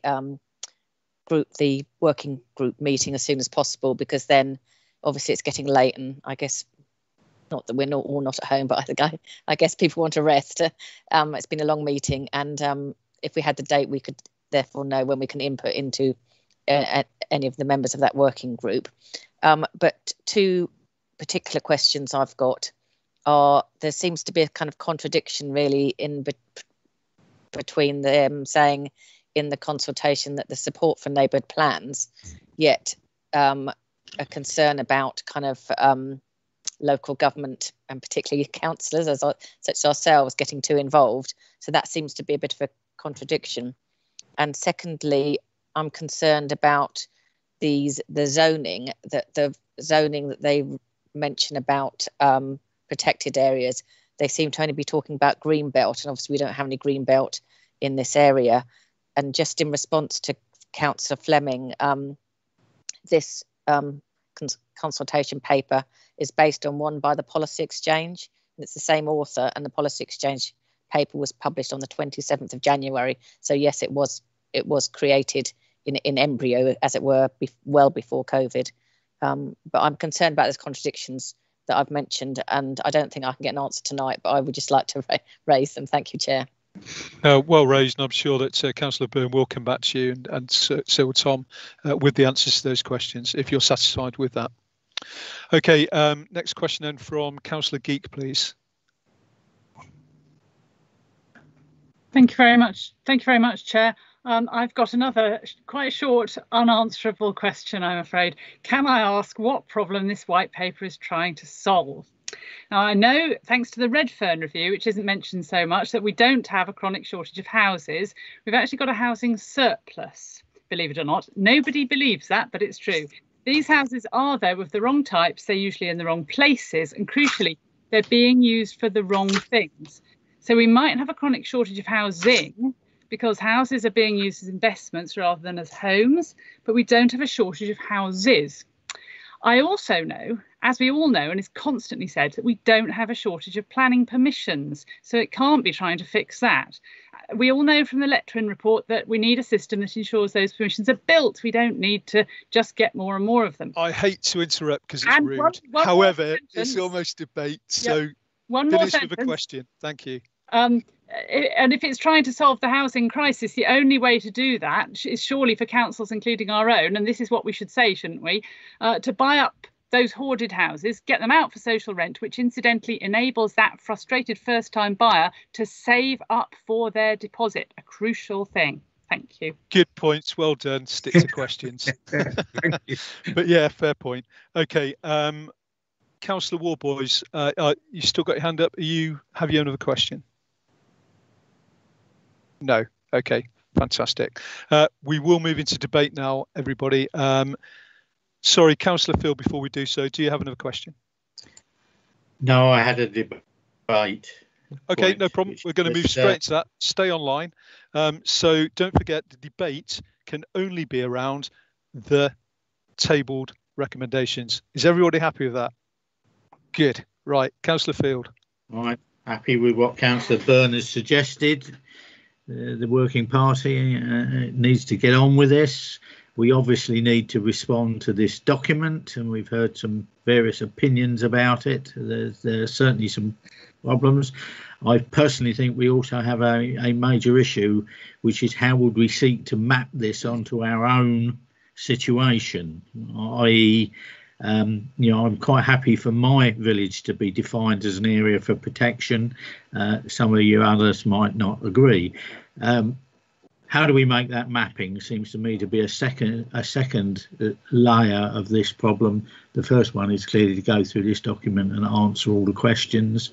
And I personally have only read half of it so far, so I think I should stop making comments there.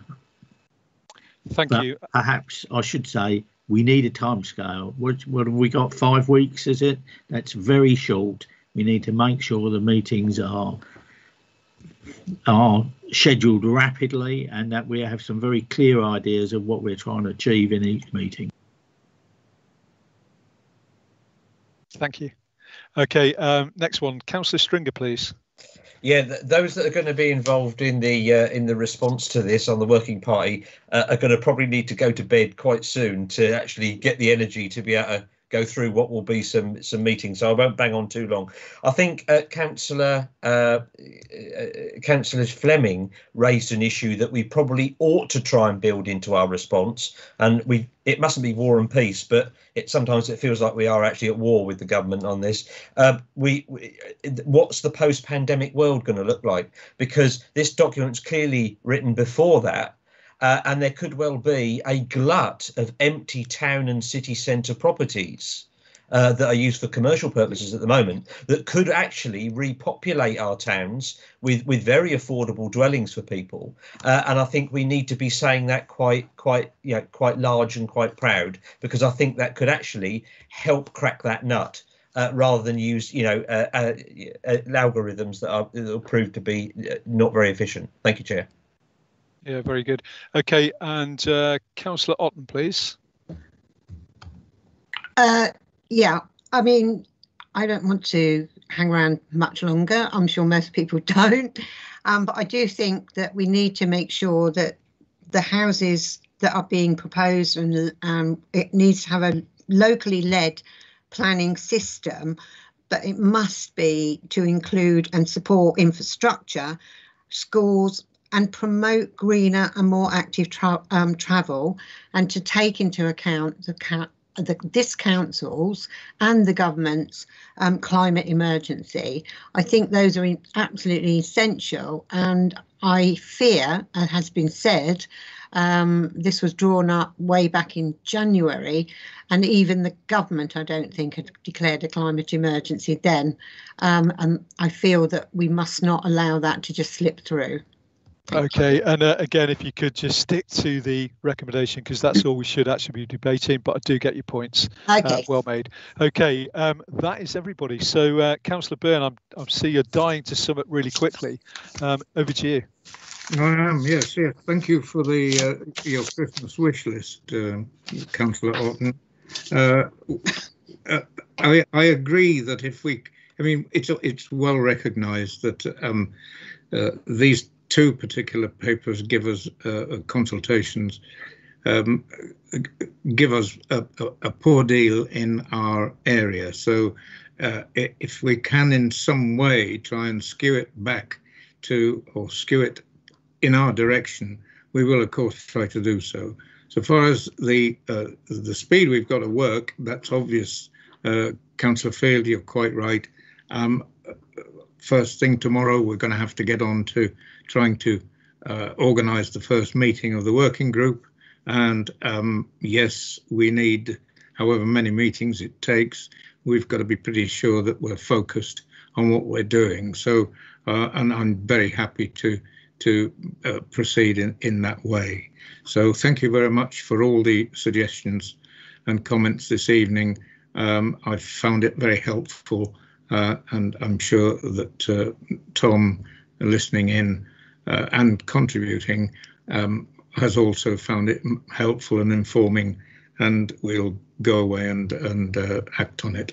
Thank you. Thank you, Councillor Byrne. So the Corporate Manager, Governance and Civic Officer will now take a roll call vote. Thank you, Chair. So if members can reply with for, against or abstain. Councillor Morrison.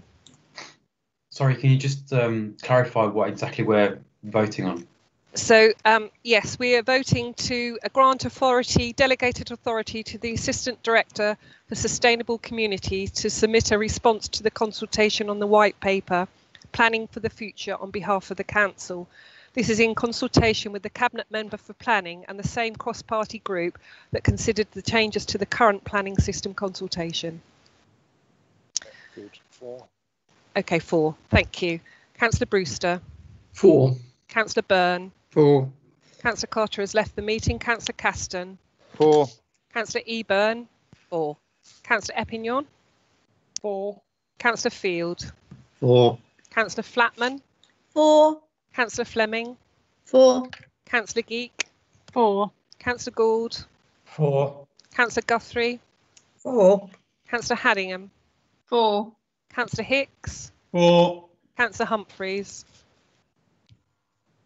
4. Councillor Mansell. 4. Councillor Mattison. 4. Councillor Mellon. 4. Councillor Mayer. 4. Councillor Morley. 4. Councillor Muller. 4. Councillor Norris. 4. Councillor Otten. 4. Councillor Passmore has left the meeting. Councillor Phillips. 4. Councillor Pratt. 4. Councillor Richardson. 4. Councillor Scarf. 4. Councillor Stringer. 4. Councillor Turner. 4. Councillor Warboys. 4. Councillor Wellham. 4. Councillor Whitehead. 4. Thank you. That is carried, and I'd like to thank you all for staying with it, really, and your valuable contribution for tonight's meeting is really appreciated, as is the support that we've been given by the officers to keep this thing on track throughout the night. A real huge thank you. Please remember, stay safe, download the NHS Track and Trace app, use it, you know it's important. And thank you for testing me tonight. It's been really interesting. I've learned a heck of a lot about being a chair, and hopefully I'll learn more as we go forward with your support. The date of the next meeting is Thursday, the 26th of November at 5:30 p.m. I look forward to seeing you all there. Good night.